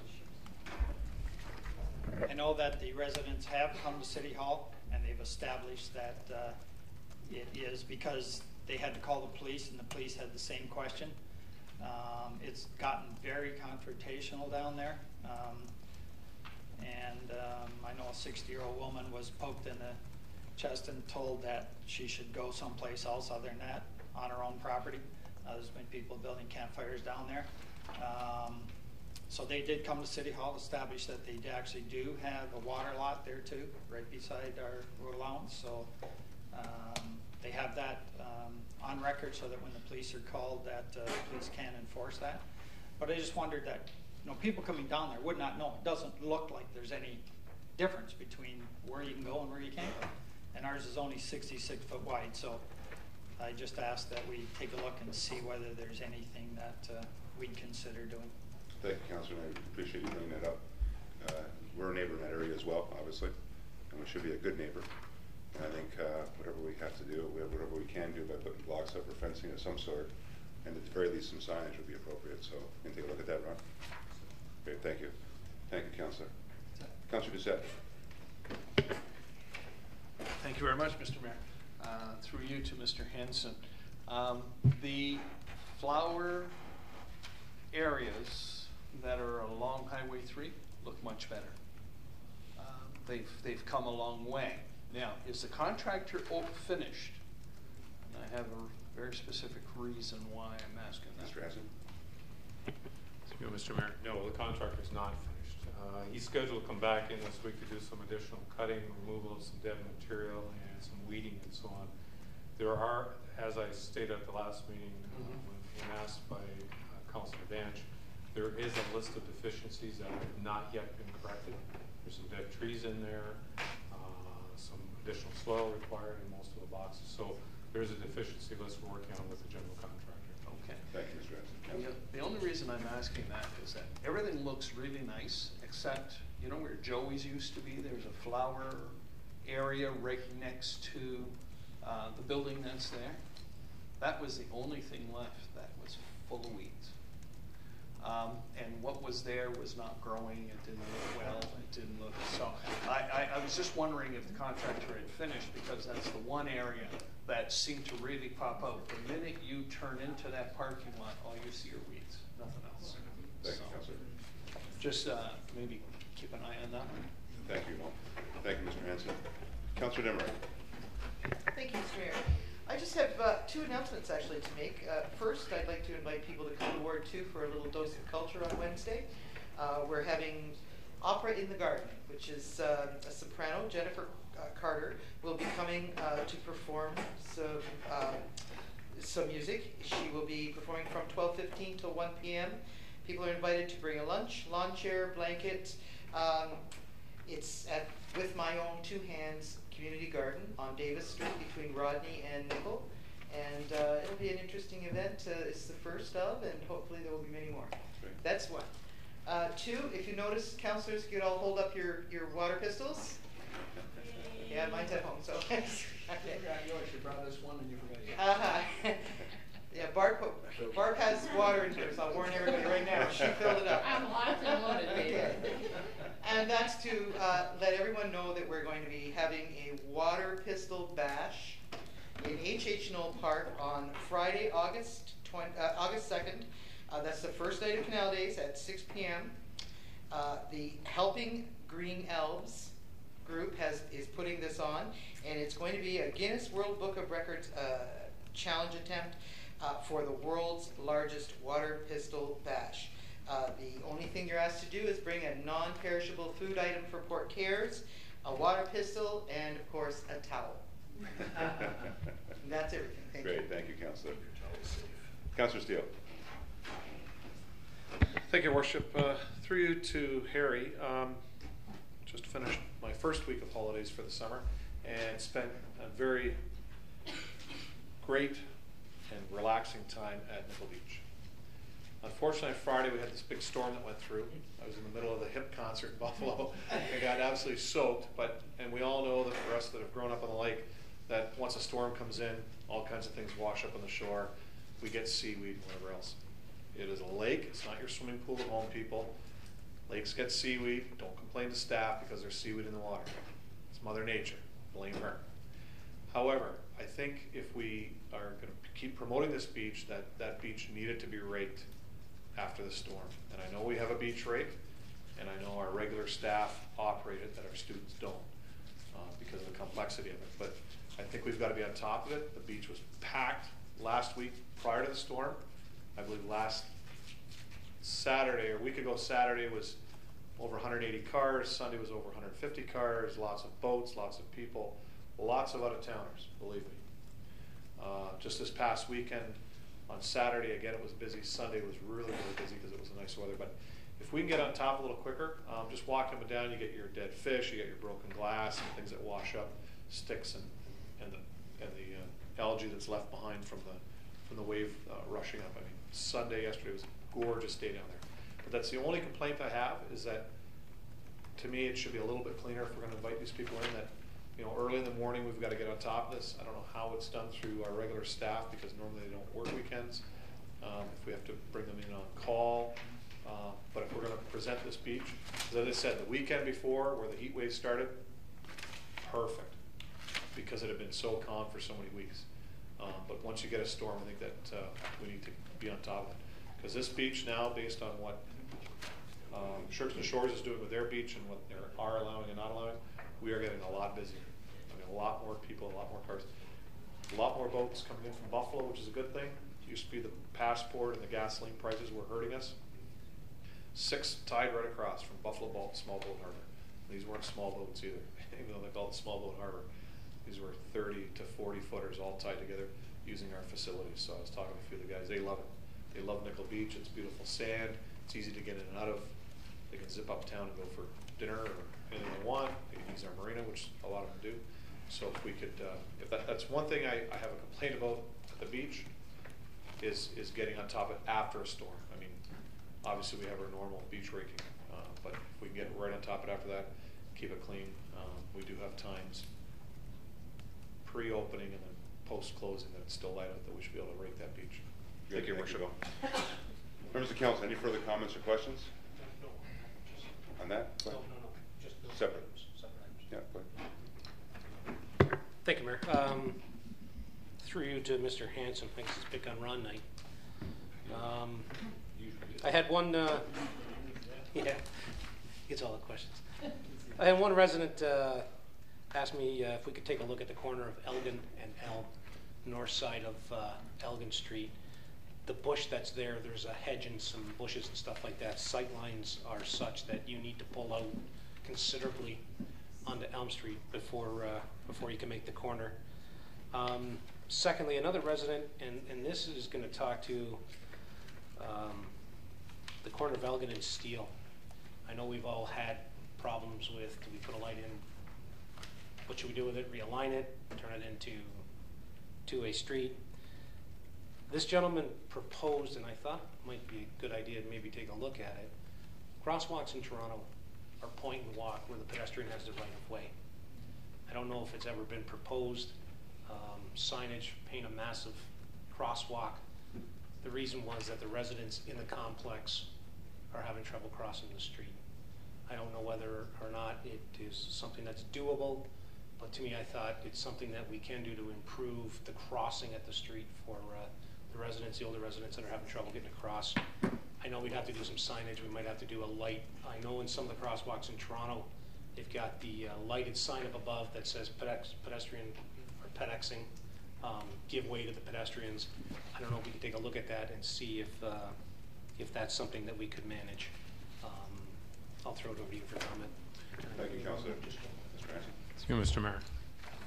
Council will remember we did a complete traffic study last year for this intersection.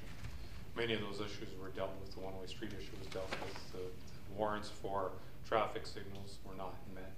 We recommend traffic signals at the intersection. We did put up pedestrians a warning sign for a crosswalk on the south side of the intersection. Uncontrolled crosswalks are very dangerous. They're not allowed in the Niagara region in terms of the point and walk. You won't find them anywhere in the Niagara region. They're not allowed. They're just extremely dangerous. This is a tourist area. Tourists from out of state or province would recognize this type of symbol. Some person walking out an uncontrolled crosswalk could be hit. So we never want to encourage those type of crosswalks. We did several things at the intersection. We put curb bump outs to shorten the distance of the crossing on the south side of the intersection for the seniors to get across. And like I said, there's advanced warning signs that pedestrians may be crossing in the area.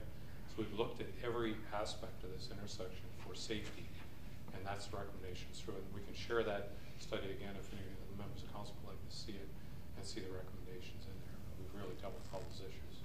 Thank you, Mr. Ransom. Councilor? That's good. Is it a regional bylaw that doesn't allow those types of crosswalks? Mr. Ransom?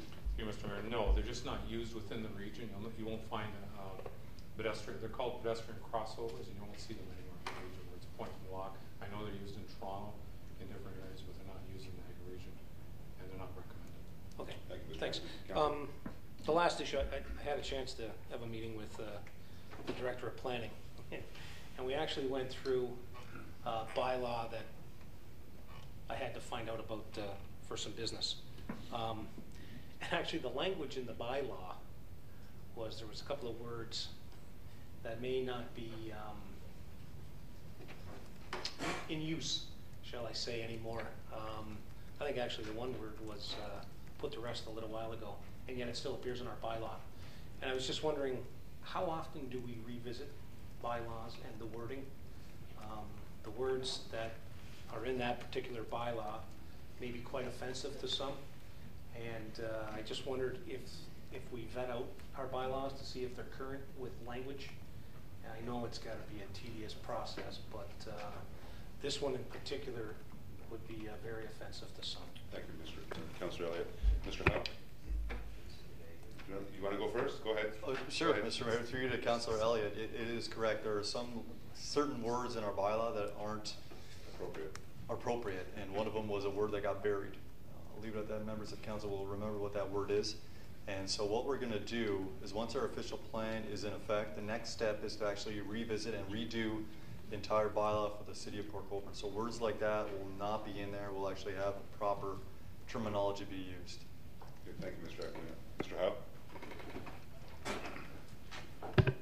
Your Worship, there are bylaws dating back to 1850 and 1851 that are still valid. In some cases where somebody doesn't have a lot to do, you can go back and look at them, but we're certainly not there. All of the bylaws could have a review, Your Worship.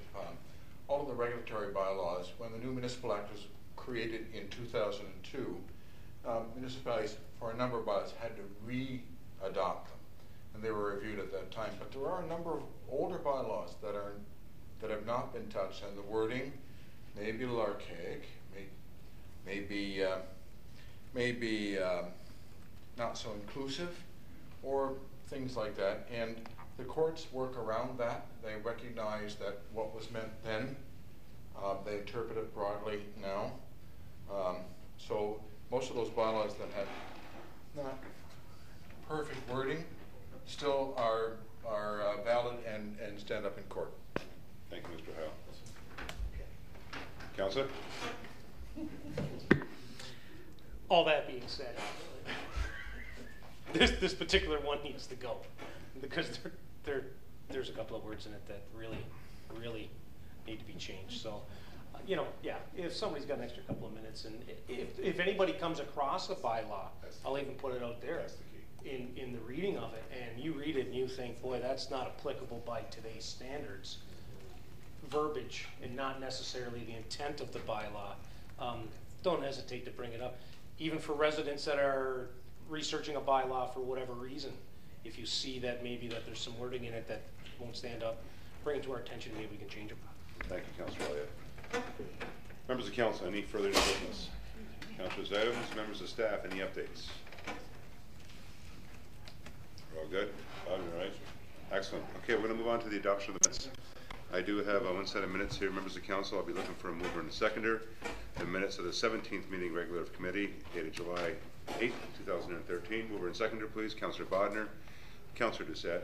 Are there any questions or comments? All those in favor? Opposed? That will be carried.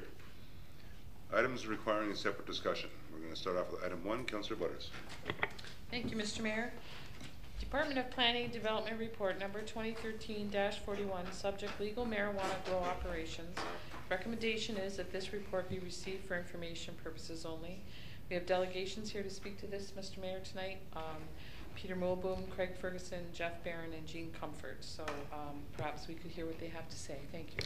Thank you, Councillor Butters. Do I have a seconder to that, please? Councillor Bodner. Before I go to questions or comments, I am going to allow the delegations to come forward and make their presentations. So I'm not sure, Madam Clerk, we don't have an order. We just have a few names here. Okay, thank you. So we're going to start off with Mr. Mulboom.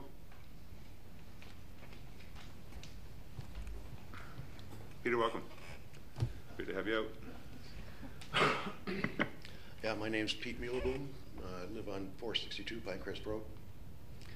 I've been farming on that farm for most of my life, growing greenhouse vegetables, and I've been selling locally for 40, 50 years.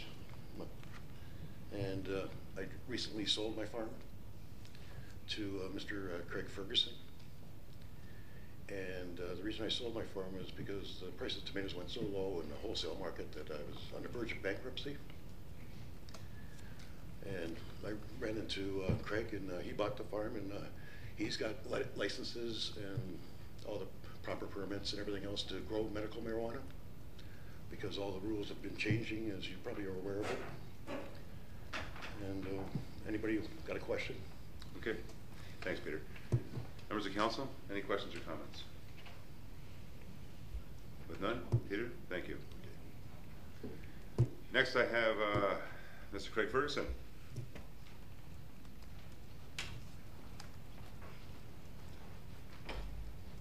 Craig, welcome. Good to have you. This is new, like I said, for me too. I'm here just to address to show that the stuff I'm doing is there's nothing to hurt the town or any kind of stuff like that. It's all checked out every day and stuff like that. Through, like I said, the Health Canada, everybody's saying, well, how come nobody knows about it? Well, the law is that Health Canada can't tell you where it is, just let you know that. And we have a little bit of problem. Someone's flashed it all over the countryside. There is that going on there. And I'm just going to address a couple things, like to show you that there's stuff that someone saying something about decreasing properties. It doesn't really decrease properties because we're not really applying for no permits or asking for any licenses we'll say at the moment for commercial. It's just all personal growing thing that they do for medical reasons, which I have all the permits to do that. Just stuff like, and then there's, I'm just going over a couple things with someone's addressed here. Resale value of your home. Well, I have a feeling I don't think there's a big economical boom in this town. I understand. I'm trying to maybe upgrade the town a little bit better. Maybe not right to this point today, but to build the economy up a bit. Because if it goes into a commercial purpose, I mean, it has to go through the council here. It has to go through Health Canada. It has to go through all the different groups. It's not like someone's just going to come in and say, okay, we're a commercial lot, but that's not how it's done. But anyway, if the time does come, then you'll see all that. You'll have to come to, like I said, the same thing as we're at here right now. So that kind of stuff. So to say that it's going to decrease the value, not really, because it could create a lot more jobs, maybe 30, 40 jobs if it gets into that state, that kind of stuff. Like I said, just once it gets going, it's like I said, this is just a personal thing we're doing right now. I said, no, the other thing it says, attract criminals to the neighborhood. Well, I mean, I'm not, I'm not a criminal by any which way, but someone that would jeopardize by putting my name, my street, my house. That's a direct. If anybody knows anything about criminals, like and kind of stuff like that. That was just a direct hit to the people living in the house now. Like, you know, they got to worry about. Mind you, we do have security on there 24 hours, 7 days a week to check now, but now we have to double it up in a sense, because now it's all over the town, maybe right down to St. Catharines. And I mean, there are some nice guys, but they still might come and check things out, right? That kind of thing. So I thought that was very, you know, not the really thing. It says create strong, unpleasant odor. Well, there's not really. If a guy's plowing his field out the back, a farmer, I think the smell of manure is probably 10 times stronger than this would be. This might last maybe a day, 2 days, just when they cultivate the plants to, you know, for them to have them. But I think a field is worse in that sense. So I don't think that would be, you know, a major thing to the neighborhood. And that was one of the other reasons when we were looking. We didn't want to go into the town, into the main part of town, because then you got a tighter knit. So we looked farther out, so we're out of everybody's neighborhood, and so nobody'd see us. Not see us, but nobody. So we're not in the eyes of the behold. So it was sort of one of those deals. That's why we're out of town, so it would be a little bit easier. It says excess use of filtration. Our stuff is all organic. It's all done in bags. It's done like. There's no pesticides, not even one. It's all done, if anybody is willing to come to look, it's all done in bags. It's vinyl on the ground, so there's nothing that leaks out. It can't leak out, and there's no, like I said, there's not a pesticide used, all natural stuff, like I'll say bees, you're gonna allow bees, and bugs kill bugs. So there's nothing, for someone to say it's gonna cause all kinds of stuff, that's not true. The fertilizer, everything's top notch. It's not, and we don't throw it out in the back or nothing. It's used over and over again. Heavy traffic in the neighborhood. Peter, when he was doing the tomatoes, yes, there was heavy traffic. Now there's no tomatoes. Well, he's finished right now. There's going to be no traffic because no reason for anybody to go there, because only the certain people that are entitled to be in there are in there. That's it. Other than that, there's nobody. It says give children an impression to marijuana. So that was a good one. I talked to Health Canada on that one. This is the Health Canada one, and it says. It's not teaching teaching your own children the rights of what's right or what's wrong. It's up to the parents to say, okay, that's wrong, but to say it's teaching because we're growing medicinal marijuana in the area. That's not to say, okay, that's bad, because it's up to the parents, and that's right from Health Canada. They told me this. That it's up to the parents more than us to say, you know, what's going on. They should be able to tell their own kids what's right, what's wrong. Increase the risk of home invasion. Well, again, somebody wants to write your name, a picture on the front page of the paper.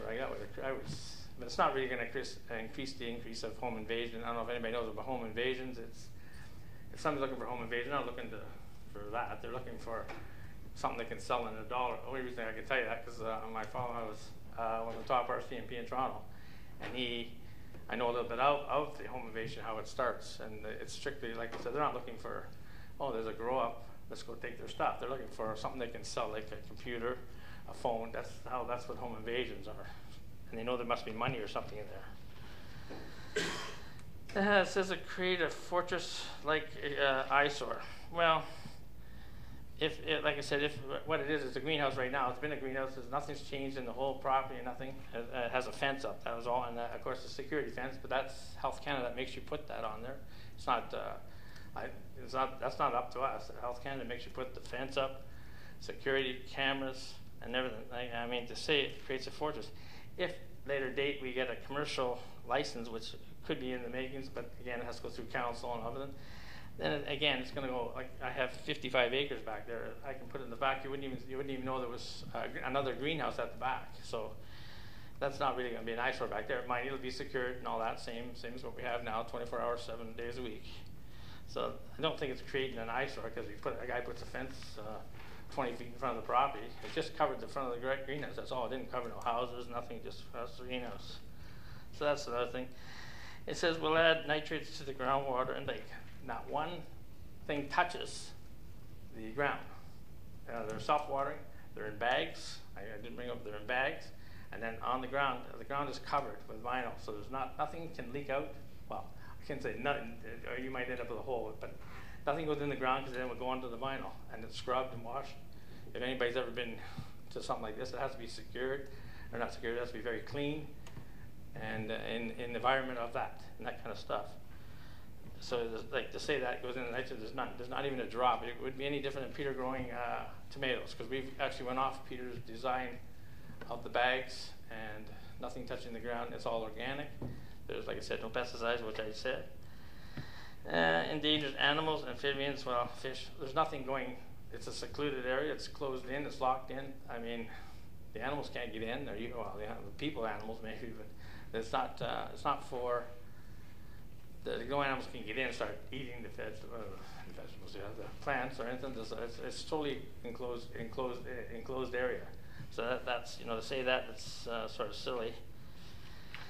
Like I said that, and some other stuff here.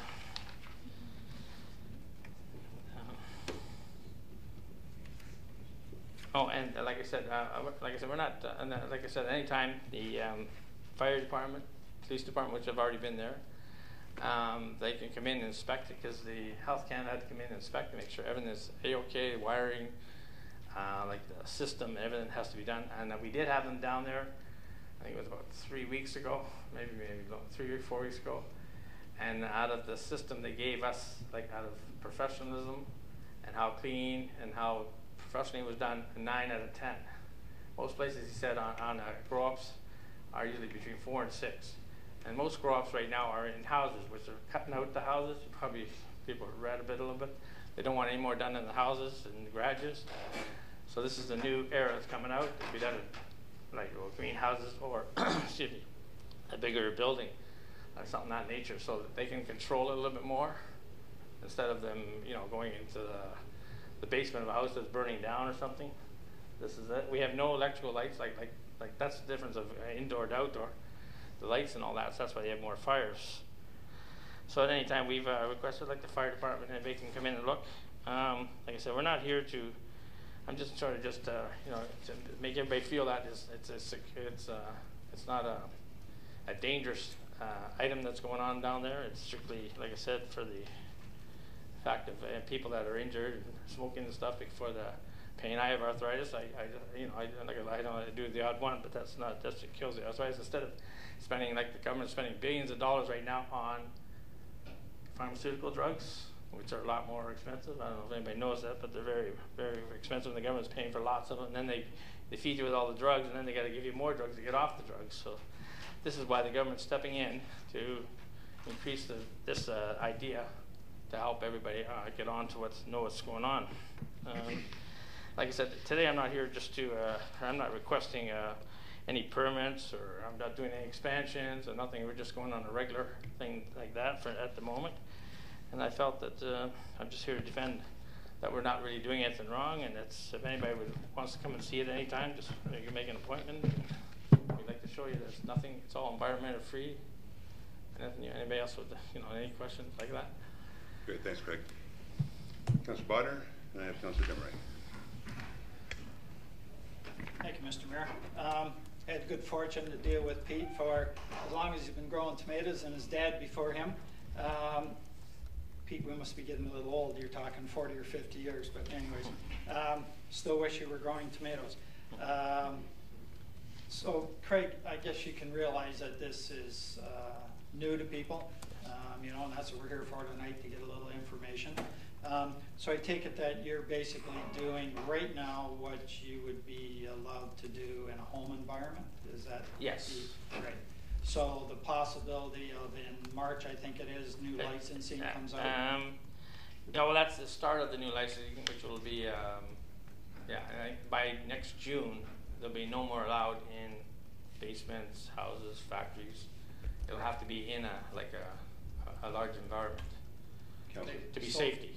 So at that time, you'd have to make a decision to apply for something that could be bigger than what you're doing now, obviously, to make it worthwhile, I would assume. Well, that's when, like I said, I've been talking to Health Canada for an expansion, and they did say to me that when they get involved in that, it's day to day. They're there for day to day, inspecting it. It's the drugstores are not. I don't know if anybody knows. Right now, the drugstores deliver the stuff that you can get prescriptions right from your drugstore. But they're getting out of that business because they're getting robbed for all the pharmaceutical drugs. So this is what will be taking the place as the drugstore. It'll be under security. The orders will have to go out by mail, and that's basically what we're doing. So there is no commercial license, or everybody's writing this thing, all the commercial license. They're not out yet to apply for a commercial marijuana license, but they will be coming out, which in fact is the case. I'll have to come to council, and I'll have to come with the Health Canada and everybody to prove that it's worthy to do that. And if I was going to do it, it'd be an expansion, would probably bring between 30 and 60 jobs per person into the town. Because the place would be that big. Through you, Mr. Mayor, Mr. Aguilin, at that time there'll be permits required. I understand right now that it's because it's agricultural, it's just okay. Mr. Aquilino. Through you, Mr. Mayor, to Councilor Bonner, my quick review of the regulations don't really specify what the process is to be licensed. I don't see anywhere in those regulations that say that the municipal council is the approval body to grant those licenses, but if the presenter would like to provide that comment to myself, I'd be very interested to hear about it. As for what the next steps are, Mr. Mayor, it's all new. April 1st, 2014 is when those regulations come into effect. But again, at this point, I haven't seen anything that actually outlines what the procedure and process is to actually get that license from Health Canada. I can't comment on that, Mr. Mayor. I don't know, to be honest. Well, it seems from reading the report, a lot of what we're reading here and learning, somewhat on the fly because it is so new, is that we are not the approving authority, the federal government is. If they're within line of zoning, then they're good to go. Unfortunately, the fire department doesn't have the abilities to inspect because it is federal jurisdiction versus not. That's what I'm reading in the report. But I would hope that, as was presented, that the fire department would still be invited on site to do some looking around at possible recommendations. With that said, I guess the one thing the municipality can do is rezone the property otherwise. And I think when we were talking about years ago, private clubs, the private clubs that we have in other parts of the region, but not here in Port Colborne, we did just that, which we contained those areas to a part of the city that may not for the otherwise for that use was not preferable for those uses. And so there is an opportunity here, and you see that in the report, particularly on page 4 to 4. However, I think for the most part, the authority isn't granted by the municipality. It's actually granted by the licensor, which is the federal government. And the one thing that the regulations say is that you need to respect the local zoning, whatever that means. So currently, right now, we have definitions of what agricultural use is. We have don't have a definition of a greenhouse, but at this moment right now, we would consider those operations as an agricultural use. If it gets into the more of the industrial side, the commercial side, then maybe it's not considered agricultural. Then it needs to be site-specifically zoned. Perhaps it needs to go in an industrial zone. So, like all greenhouses should. But that's more of a personal comment. Yeah. And so, Mr. Mayor, it may be prudent for council if the flavors actually try to control the locations, is to actually have a new definition of what a medicinal marijuana grow operation is, and have the proper zoning in place, so when 2014 rolls around, the city of Port Colborne would be prepared for that. Great, thanks, Dan. Councillor, it's fine? For now. Okay. Further questions, comments? Councillor Demeray. Thank you, Mr. Mayor. Through you to Mr. Ferguson. Mr. Ferguson, just a couple of questions, just so I can get a better understanding of this. I do understand the production. It's much the same as the tomatoes. You're producing under glass, correct? Okay, and if you did go for a commercial license, you would stay under glass, or would you then take it to the field production? No. If I can interject for a second, Councillor. Oops. Okay. Go ahead. No, if the time comes, and which I have been in touch with Health Canada, it will be a greenhouse effect again, totally brand new, going in the backfield. Excuse me, and the police, fire department, council, all this municipal play a very big part in setting it up. So because it's going to create jobs, and you can't have a bunch of people. Okay, we're going to go marijuana, and that's it. it's very technical on the way it's going to be done, and like I said, the fire department will be there. They have to check everything. It's not like it's the same as growing they call it green peppers and all that. So it'll be a greenhouse identical, and it'll be ground concrete floor, so it won't be like everything's going to leak all over. It won't be that way. They don't allow that. Thank you, Mr. Fritz. Kelly.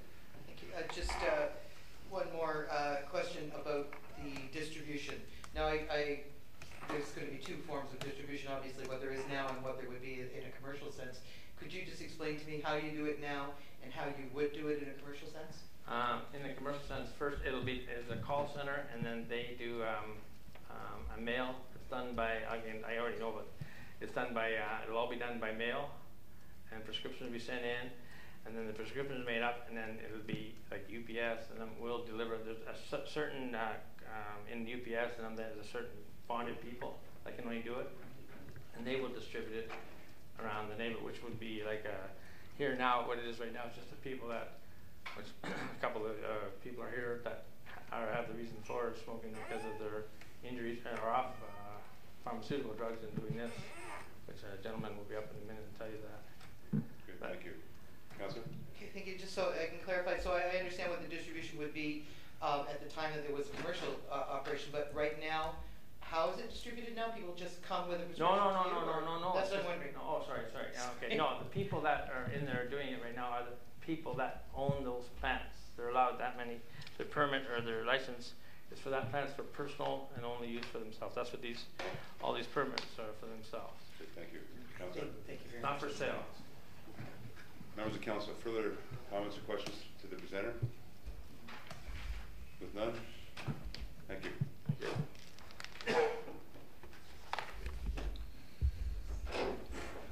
We'll now move on to Jeff Barron.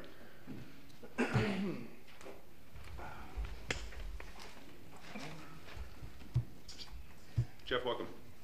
Good evening, Mayor and councilors. I'm just here to state that I'm a license holder for medical marijuana. Basically, it took me off pills for my ankle. And I'm still feeling a little pain here now, as you can see.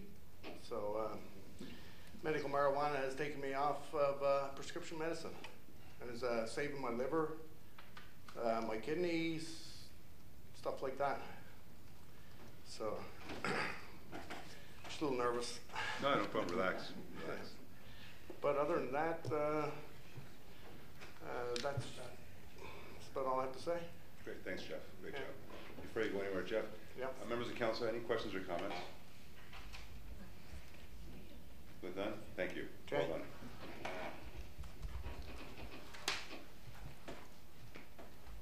Next is Jean Comfort. Is Jean here? There she is. Did you want to say anything, Jean? Yeah, come on in. I didn't expect this.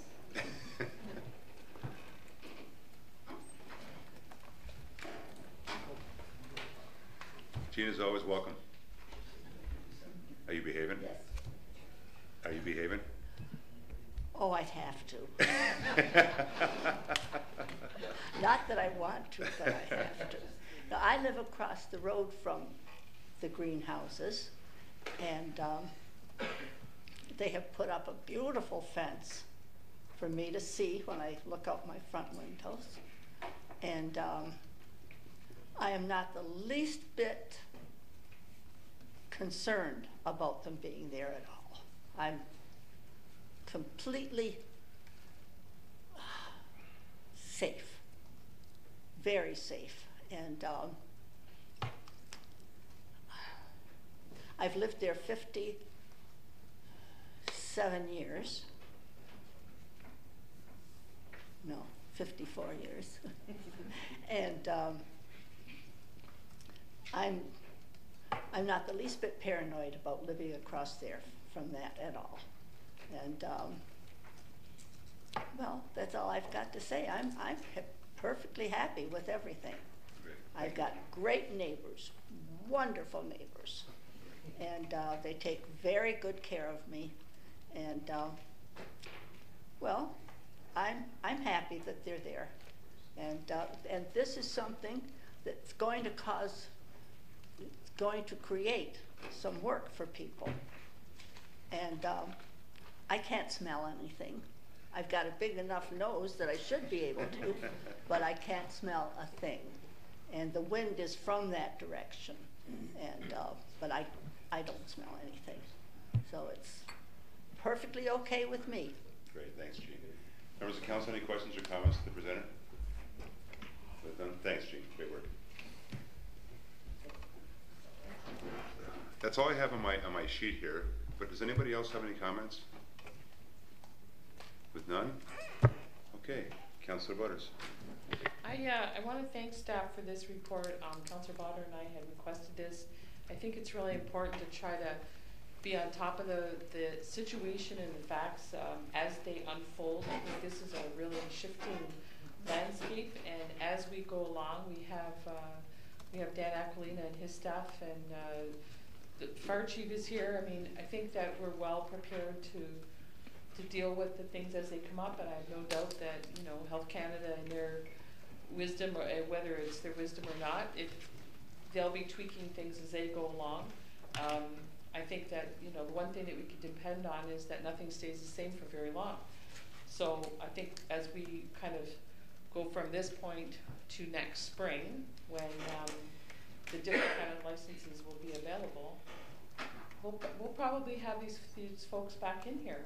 And I hope that they'll keep us up to date on what's going on with them, and hopefully we can kind of all work together so that it does become a positive. The one thing I kind of, when I was reading some of the information, one of the things I understand is that it helps cancer patients and patients with people with MS. If that provides that kind of relief for them, you know what? God bless them. I'm not a doctor. I don't know if it's good for you in the long run. I have no idea, but somebody does. Somebody seems to think that it does help them. So hopefully, you know, maybe we'll see 30 or 40 jobs come to pass out of this. That would be a good thing too for the community. So thank you. Thank you, Councillor. Any further comments or questions, members of council? Members of staff, any questions or comments? Everybody's good? Mr. Aquilina? Mr. Mayor, just as the report indicates, once we get more information, we'll be back to council again to advise and to inform, because we're learning as well as council. So, you know, information will be back to council for a report. A couple of questions I have, Dan, with respect to other areas in the region. Obviously, Port Colborne is not the only area that's doing this. Is there any other jurisdictions or cities in the region that are entertaining these the same operations? Mr. Mayor, through you, or to you, our chief building official, through the Niagara Chief Building Officials Group, they've discussed this. I believe we may be the first municipality to actually have a report in front of council. So again, it's all new. So I'm not sure if any municipality actually has something before them. We're learning on the fly, everyone is. So I don't think no one else in around the region actually has, to my knowledge. Okay, thank you, Mr. Aquilina. Mr. Ferguson, would you know that answer? Is there any other operations like yours in the region? There's quite a few operations in the thing, but I think a couple of them could be illegal.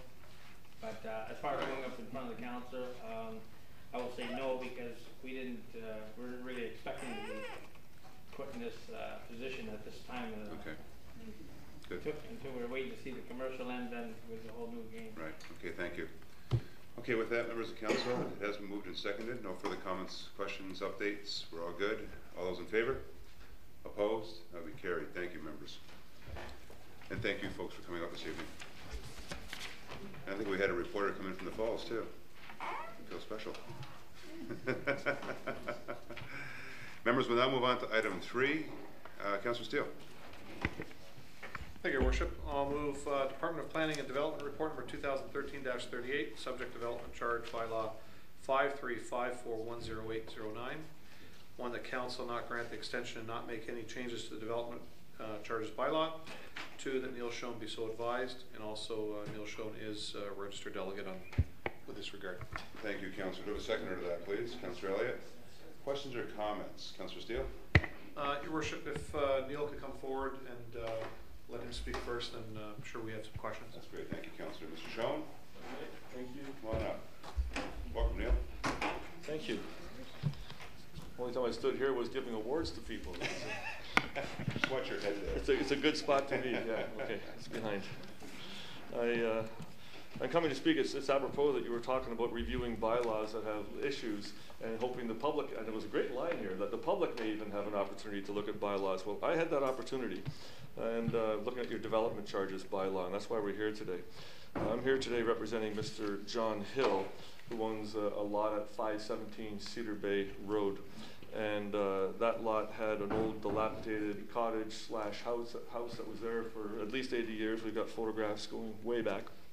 And for the last 12 years, it was in disrepair. It was starting to collapse. The roof was coming in. And Mr. Hill asked for a demolition permit. He got it. He demolished it last July. And not being a professional developer, not knowing what some of the rules are, he took his time, in a sense, to ensure that the planning was done right. It's a weird sandy lot. It's got sand dunes coming in the front door. It was using neighbors' property for access, which was a big problem for him because the neighbors who we assume now have filed with the OMB weren't going to allow him to use the property. So when he finally comes around in May to say we need to get this minor variance thing done, it comes to Brian Lambie and myself, and we find out that he's only got 12 months to get his building permit approved. Otherwise, he would have to pay regional development Port Colborne development charges of almost $7,000. Development charges, as you know, by reading your own bylaws, are designed to help pay for growth-related services, extra parks, roads, water, that kind of thing. When new developments come on stream, we collect some money from those developers so that we can pay for that, and the general taxpayer doesn't have to pay for that growth. This isn't a growth issue. This is an old house that was occupied and will be occupied again once it's rebuilt. There are no new services required as far as municipal costs, and Mr. Hill is a little upset with that 12-month rule. When I started to look at the bylaws, I printed a few that are in your package and actually have gone through and hit every regional municipality now. And let me tell you that Grimsby is probably the second worst in the region. They have a 4-year policy. They allow 4 years to redevelop. Every other municipality in the region has a 5-year limit, as does the region of Niagara. And St. Catharines doesn't even have regional development charges anymore. They've eliminated them completely. And Welland is allowing 10 years to redevelop. So if you have your house burned down, or if you want to do a tear down and a rebuild, every other municipality in the region is allowing far more time than Port Colborne, which is only allowing 12 months, 1 year. And I think one of those reasons is because of OMB appeals and other potential issues that can come forward. And that's exactly what's happened now with Mr. Hill's property. The neighbors have filed an OMB appeal. It's going to be a number of months before that'll be heard and decided according to the report. Your report says it'll be, 3 to 6 months before a hearing is held, and a number of weeks after that, which will put him well beyond that 12 months. Not only is there going to be the extra cost of the development charge that way, he also has that extra cost of defending his OMB appeal, which is unfortunate. So what we're asking you to do is to grant an exemption in this particular case and come on board with the rest of the region and other municipalities around and amend the development charges bylaw to allow 5 years for redevelopment, which is the norm for all the rest of the municipalities, and more importantly, to grant an exemption for Mr. Hill to either backdate this decision if you'll come our way, or to grant an exemption should you change the bylaw at a later date. We did make application in time to be heard in early July at your council meeting, so that if there was a positive, we'd be able to just say, change the bylaw, and then we're fine, because then we'll fall within it. But unfortunately, because I think it was because the planner was going to be gone, so we couldn't get the report done in time for that meeting. And now we're coming at a time when it's too late. He had until July 16th to apply, so now we're asking retroactively to go back. Because what's the 22nd today? So I'm asking your indulgence to look at it, to try to come on board with the rest of the region. That's one of those things I think that sneaks away, like you talk about other bylaws where there's wording that isn't necessarily appropriate. No one's there reading things on a regular basis, I get that, but this is one that kind of jumped out at us as being really unfair for the people of Port Colborne, for people who need to rebuild their homes. I ask your indulgence. If you have any questions, I'm here. Mr. Hill is here to answer any questions that you may have. Great, thanks, Neil. Thank you. Members of council, any questions or comments? Councillor Steele? Thank you, Your Worship. Just through you to Neil, thank you, Neil, for the research on this particular bylaw. My question is more to staff than you. through you, Your Worship, to Dan. Dan, what is the real reasons for just the 1 year? It seems 5 is apropos. Through you, Mr. Mayor, to Councillor Steele. When we looked into the actual bylaw that dates back to 1999, the council of the municipality always had it at 2 years. It wasn't until 2009 when the recent development charges study that it went to 1 year. There was nothing in the report that indicated why it should go down to 1 year. But ultimately, that 1 year time frame is to actually, even it's for budgetary purposes, to understand what the development charge reserve would be at. And it's a way to keep track of properties that actually have been demolished. We've been told that having the property exempt for so many years, it could create a potential that you lose track of who's paid and who's not paid. So aside from that, Mr. Mayor, I really don't have another explanation as to why we set a time frame. I know the region at one time had 10 years, they went down to 5 years. I think due to the fact of that losing track of demolitions and when reconstruction could occur. Good, thank you. Thank you, Your Worship. Through you to Dan again. So Dan, with reference that Neil's made with regards to timelines, obviously the majority has 5 years. They've matched it with the upper tier, which is the region. I really believe that it's probably something that should be done. You should, because I find bureaucracy very burdensome. It's not necessarily just the town, the region, but the province. If we can meld these things a lot easier, that we're all on the same page, I think things like this can go a lot easier. So, have you heard of any problems at these municipalities that are using the 5 years and also the region? Are there problems out there, or does it seem to be moving along fairly smoothly? Through Mr. Mayor, no, I actually have not heard any problems with other municipalities. Okay, Councillor? No, I'll leave it at that. Thank you. Further questions or comments, members? Councillor Danch? How you doing, Neil? Well, thank you. Hey, my one question, I realize he wants to build this and that. I just wondered what kind of a timeline you're looking for. What we've asked for in the Mr. Mayor, what we've asked for in the report is going to March 2014 because he felt now that we had the approval that he'd be able to get his designs in place. He has to change his access. He has to take out some dunes. There's a lot of work that we're going to need some permission from engineering for. But he figured he could have that done by March of 2014.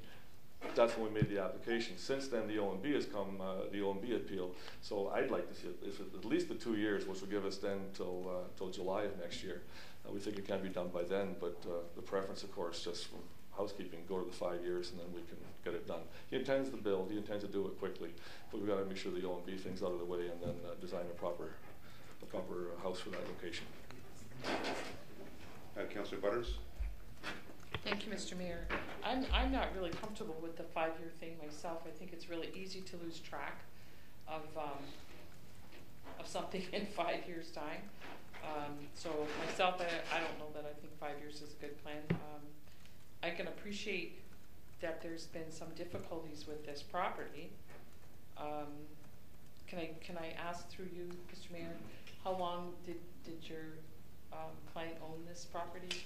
Yeah. How long have you had it? It's a family property. Go ahead, use the mic. Your Worship, councillors, this has been a property that's been in my family for probably over 80 years. It has been in my hands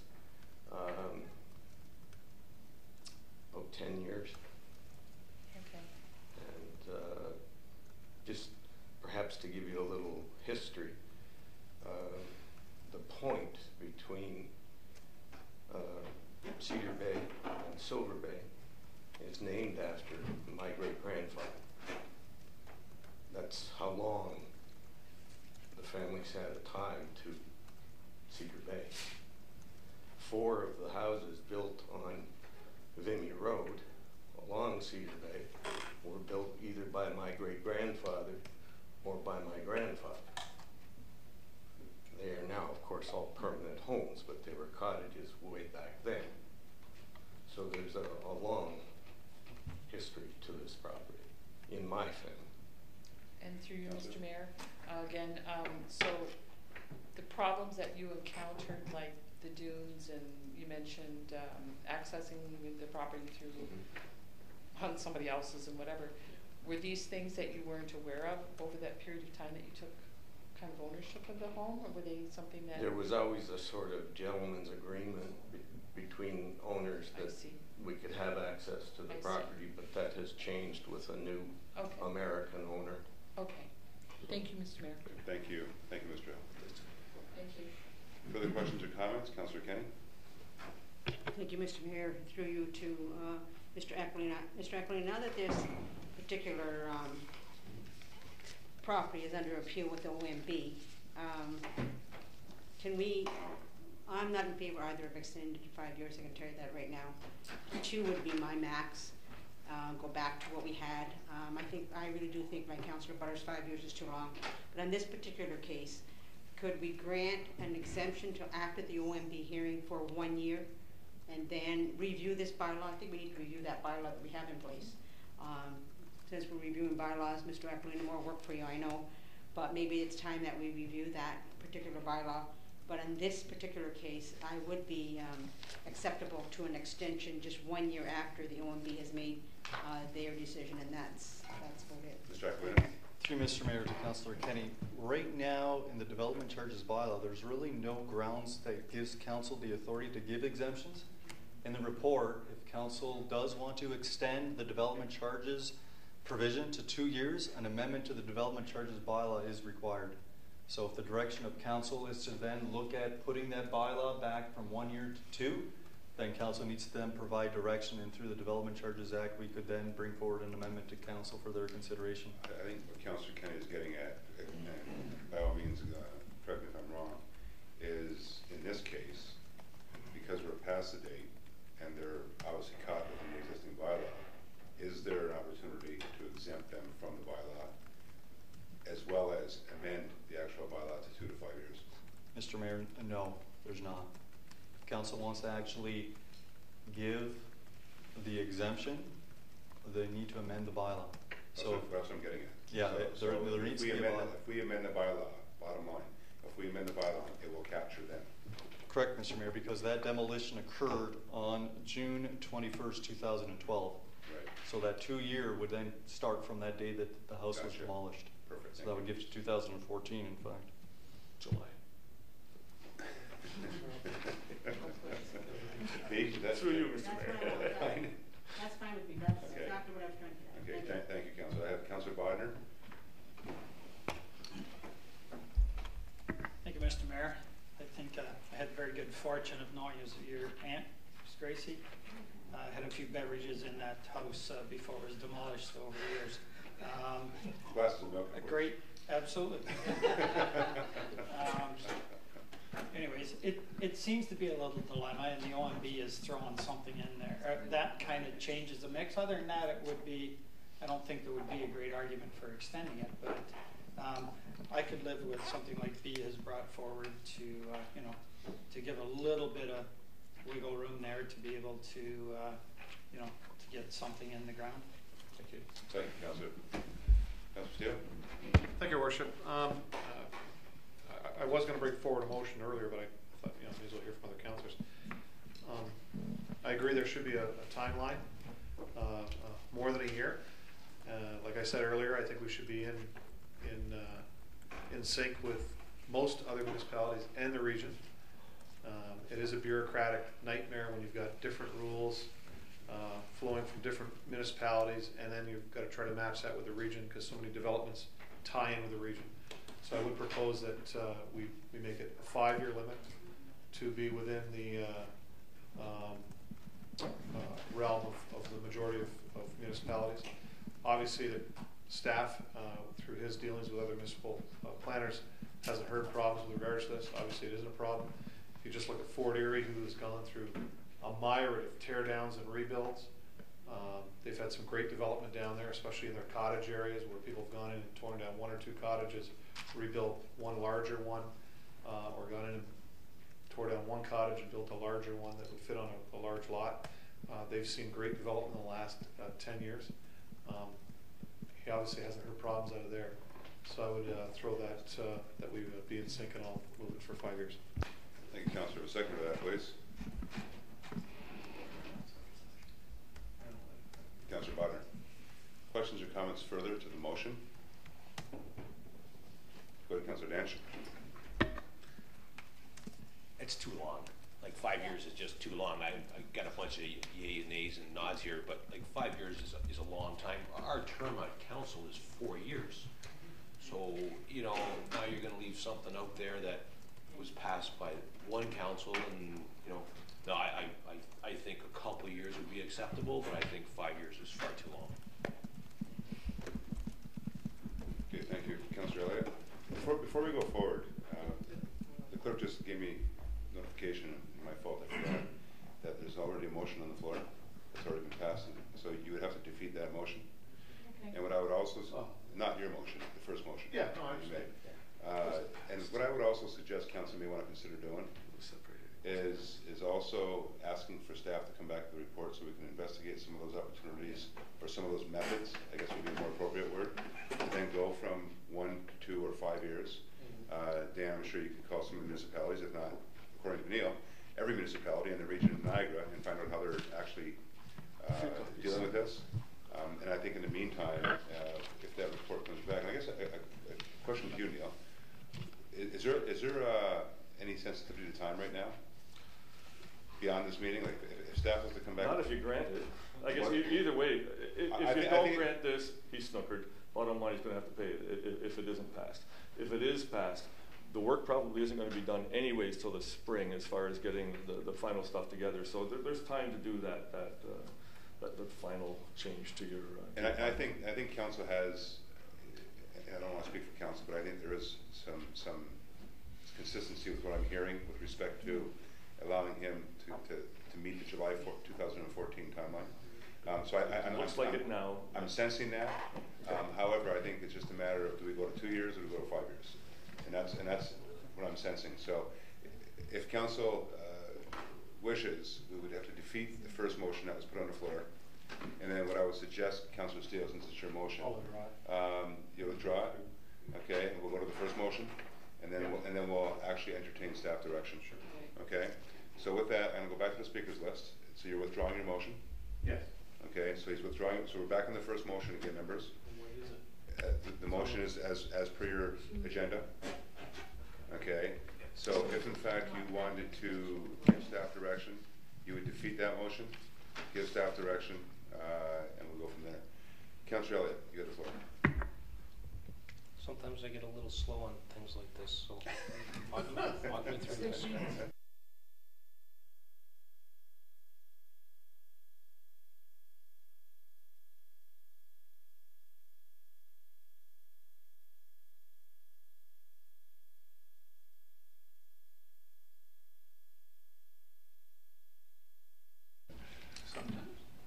Okay. All it is. That's okay. Right now, he's in contravention of the bylaw because the date that he had to rebuild by has passed. So if we pass a new motion to say now we'll give you 2 years in which to build, we're basically going to give him an exemption from paying the development charges because the date's already passed that he's supposed to be built by. So are we saying we're going to make the 2 or 5 or whatever we want to say, period, is retroactive to pick him up? Because I'm trying to figure out, you have to pay, here's the drop dead date, the 1 year. That date's gone past, so you owe us the development charge. And now we're saying today, okay, now we're going to make our time span 2 years from the date today going forward. So how does he get into the 2-year rebuild when he's already in contravention of the old bylaw? Mr. Aquino. Thank you, Mr. Mayor. Through to Councillor Elliott. The demo permit was issued June 21st, 2012. The demolition was confirmed July 16th, 2012. If council in a subsequent meeting grants an extension to the development charges exemption from not paying it, then whatever council decides, it will be starting from July 16th, 2012. Right. That's the date that the 5 years or 2 years or 3 years, whatever council decides, that date is the date that that exemption starts from. So what we're looking at now is giving staff direction to look at the possibility of bringing that up from between 2 to 5 years. Correct, Mr. Mayor. Right now, that time frame has elapsed. Yeah. Mr. Hill will have to pay 100% of the development charges as of today. If council then passes a bylaw amendment to the Development Charges Act, it's going to be retroactive to July 16th, 2012. Right. Yeah. I think I'm looking at it from the point of view is at the time of application is when this act takes place, right? If you don't make an application, there's no limitation. If we apply at a particular date, then the planning looks at it and says, okay, did you get it, has it been done within 24 months of today? Yes, it has, or no, it hasn't. So the time doesn't start at the demolition, it starts at the application looking back at the 24 months. Okay, Mr. Exline. That's fine. Councilor. So we have a dozen other. You're good. Yeah. Further questions or comments? Councilor Steele. Thank you, Worship. I know we have defeated that, but I'll ask this now through you to Dan. Does the OMB hearing put any weight to delay this? Because that has delayed the whole process? Through Mr. Mayor, the OMB process is a separate process unto itself. Mr. Hill could have applied for a permit the day after July 16th, 2012. The application for the variance, as the committee members know, that just was recently heard within the last 2 to 3 months. So the fact that the OMB now has that before them, they're not going to be able to make a decision on the variance that the Committee of Adjustment approved. So until that actually is granted, Mr. Hill cannot build what he was proposing to do before the Committee of Adjustment. If Mr. Hill wanted to build the next day after July 12th, he could build same size, same location because he had existing nonconformity status on the property. Correct. Councilor? But however, because he's been stopped from proceeding, so nowhere in our bylaw does that allow a delay in time. Under the development charges bylaw, no. It's based on that. Okay, so once this is defeated that we have on our agenda, then I'll bring forward an amendment. Thank you, Councilor. Any further questions? Members, we do have a recommendation on the floor. It's the one that's listed in your agenda. And as I said, if we wanted to move forward with another or other direction, 2 to 5 years, and ask staff to provide a report on that, and we would defeat this recommendation. So with that said, your pleasure to the motion. All those in favor? Opposed? It's lost. Councilor Steele. Thank you, Worship. I'll move that we ask Mr. Ackland and his department to come back to council by the late August meeting. Is that good for you? The second meeting in August? Give you enough time? Mr. Aquilino. Through Mr. Mayor, yeah, I'll have the chief building official write a report back for council's consideration. And what we'll do, we'll look at all the municipalities and actually inform council what they do. And you'll see a little chart. And so then council will then need to make a decision as to what you want to go to. So that we can then follow up with an amendment to the bylaw. So maybe you just want to call Neil up and get his copy. So if we can do that for August 25th or 26th, it'll allow staff enough time. I think it'll help the proponent here with regards to that, that he brings that report back to us. Great, thank you, Councilor. Do I have a seconder for that, please? Councilor Doucette, questions or comments further? Mr. Aquilino, any questions or comments? No, Mr. Mayor. You're good? Fine, yep. And members of staff? Bob, you're fine? Neil, how you doing? You good? I'm doing great. Good. What's the hands Mr. Hill, you're all right? Okay, with that said, your pleasure to the motion. All those in favor? Opposed? That will be carried. Thank you. Thank you so much, Member of Council. Thank you. Thanks, Dan.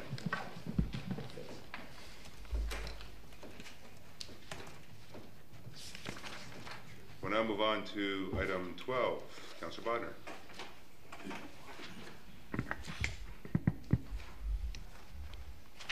Thank you, Mr. Mayor. That the memorandum from Harry Hakeem, Manager of Community Services, Roseland Center for the Performing Arts, Education and Business Schedule of fees and rates be received for information purposes, and that the Manager of Community Service be directed to prepare a report presenting a comprehensive outline of rates and fees for the Community Services Division. Thank you, Councilor. Do I have a seconder to that, please? Councilor Demeray. Questions or comments? Councilor Bodnar. Thank you very much, Mr. Mayor. Just going to get to that page. Hang on a second. 23.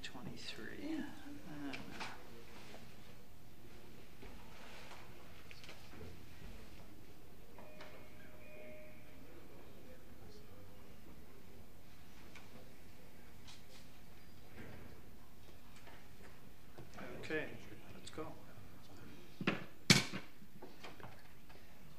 By the way, Ron, before you go on, members of council, you guys are scrolling through your books. Are you actually scrolling through? No. Or are you sitting under I notes and then putting it, and then you just press the bottom part? Okay, you guys. Apparently I'm not, so. That's why I asked. That's why I asked the question. Want some help? If you save it under I notes, Ron, it's a lot easier to find the page because it's got the boxes on the bottom, and you can just zip through the boxes a lot quicker. Okay, sure,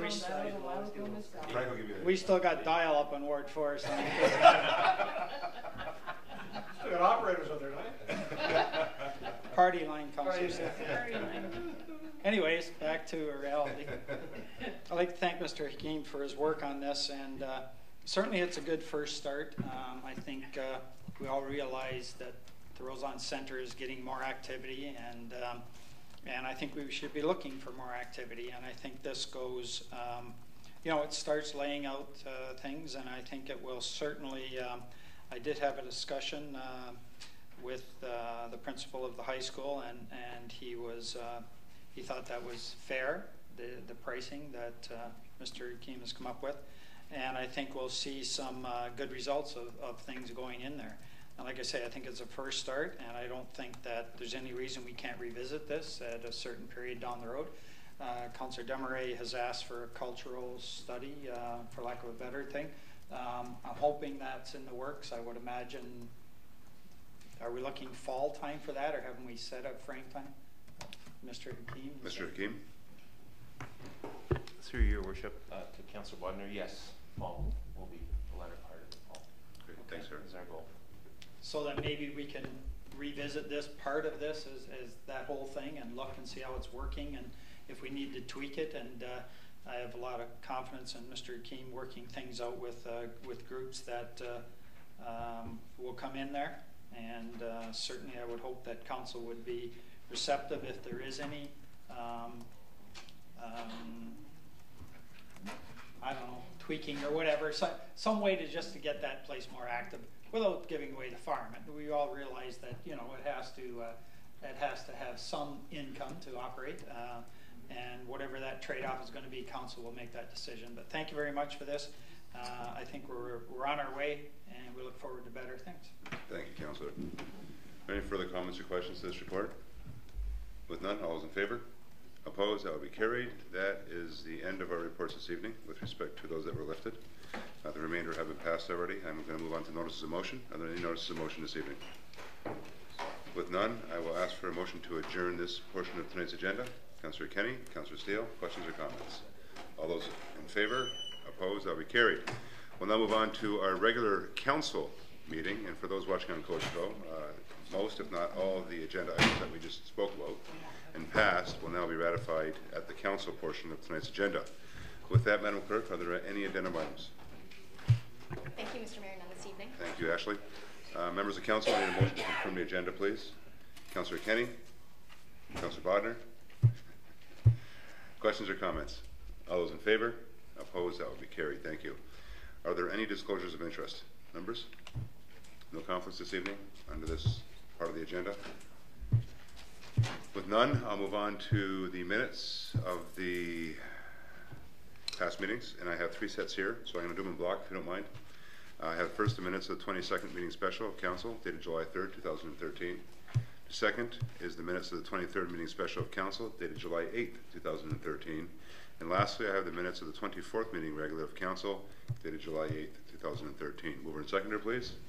Councillor Butters, Councillor Bodner, questions or comments? All those in favor? Opposed? That will be carried. Thank you. Are there any items that you would require a separate discussion on? For those items listed in your agenda, mover and seconder, please. Councillor Elliott, Councillor Danch, questions or comments? All those in favor? Opposed? That will be carried. I have 1 set of minutes of boards, commissions, and committees. The minutes of the downtown Port Colborne BIA meeting dated June 12th, 2013. Mover and seconder, please. Councillor Elliott, Councillor Bodnar. Questions or comments? All in favor? Opposed? That will be carried. Are there any notices of motion? With none, I'll move on to the introduction of the bylaws. Madam Clerk. Thank you, Mr. Mayor, that the following bylaws be read 3 times and finally passed. Bylaw 59849013, being a bylaw to provide for an appointment to the Port Colborne Physician Recruitment, Retention, and Medical Education Committee. Bylaw 59859113, being a bylaw to amend Bylaw 587512912, being a bylaw to authorize entering into gifting agreements for sponsorship of the skateboard BMX park located at Lockade Park. And finally, Bylaw 59869213, being a bylaw to delegate signing authority to the Chief Administrative Officer for the execution of indemnity agreements with the St. Lawrence Seaway Management Corporation for community event purposes. Thank you, Madam Clerk. Go mover and seconder, please. Councillor Steele, Councillor Kenny. Questions or comments? All those in favor? Opposed? That will be carried. Confirmed by bylaw, please. Thank you, Mr. Mayor, that the following bylaw be read 3 times and finally passed. Bylaw 59879313, being a bylaw to adopt, ratify, and confirm the proceedings of the Council of the Corporation of the City of Port Colborne at its special and regular meetings of July 22nd, 2013. Thank you, Ashley. Mover and seconder, please. Councillor Desmarais, Councillor Danch. Questions or comments? All in favor? Opposed? That will be carried. Before I ask for a motion to go into closed session, I do want to ask the question, Madam Clerk.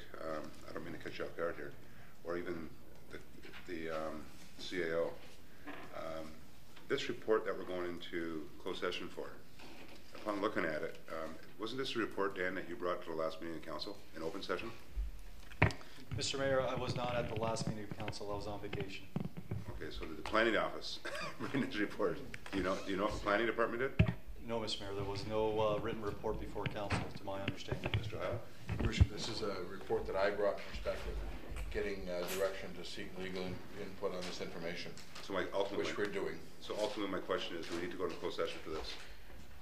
In my view, Your Worship, I don't believe so. Suppose I think what's there. We're just seeking legal opinion and have it set up. We bring a report back to council on cost. That's really what it says right now. Thank you. Madam Clerk? Thank you, Mr. Mayor. At the closed session meeting, the report from the Chief Administrative Officer was received for information purposes, and we were informed at that time that a subsequent report would be coming forward for direction. In closed session? That's correct. Okay, thank you. I can feel them both looking at me right now. So I made the decision that we will go into closed session. Take the monkey off both your backs. How's that? So I will ask for a motion to go into closed session. The council do now proceed in camera in order to address the following matters, and those matters being the 1, confidential planning and development report number 2013-43, concerning an appeal under the Planning Act of the Ontario Municipal Board pursuant to the Municipal Act 2001, subsection 2392E, litigation or potential litigation, including matters before administrative tribunals, affected municipality, or the local board. So with that, members, I'll ask for a motion to go into closed session. Councillor Desmarais, Councillor Elliott, with no questions or comments. All those in favor? Opposed? That will be carried. We'll now go into closed session. Have a wonderful week.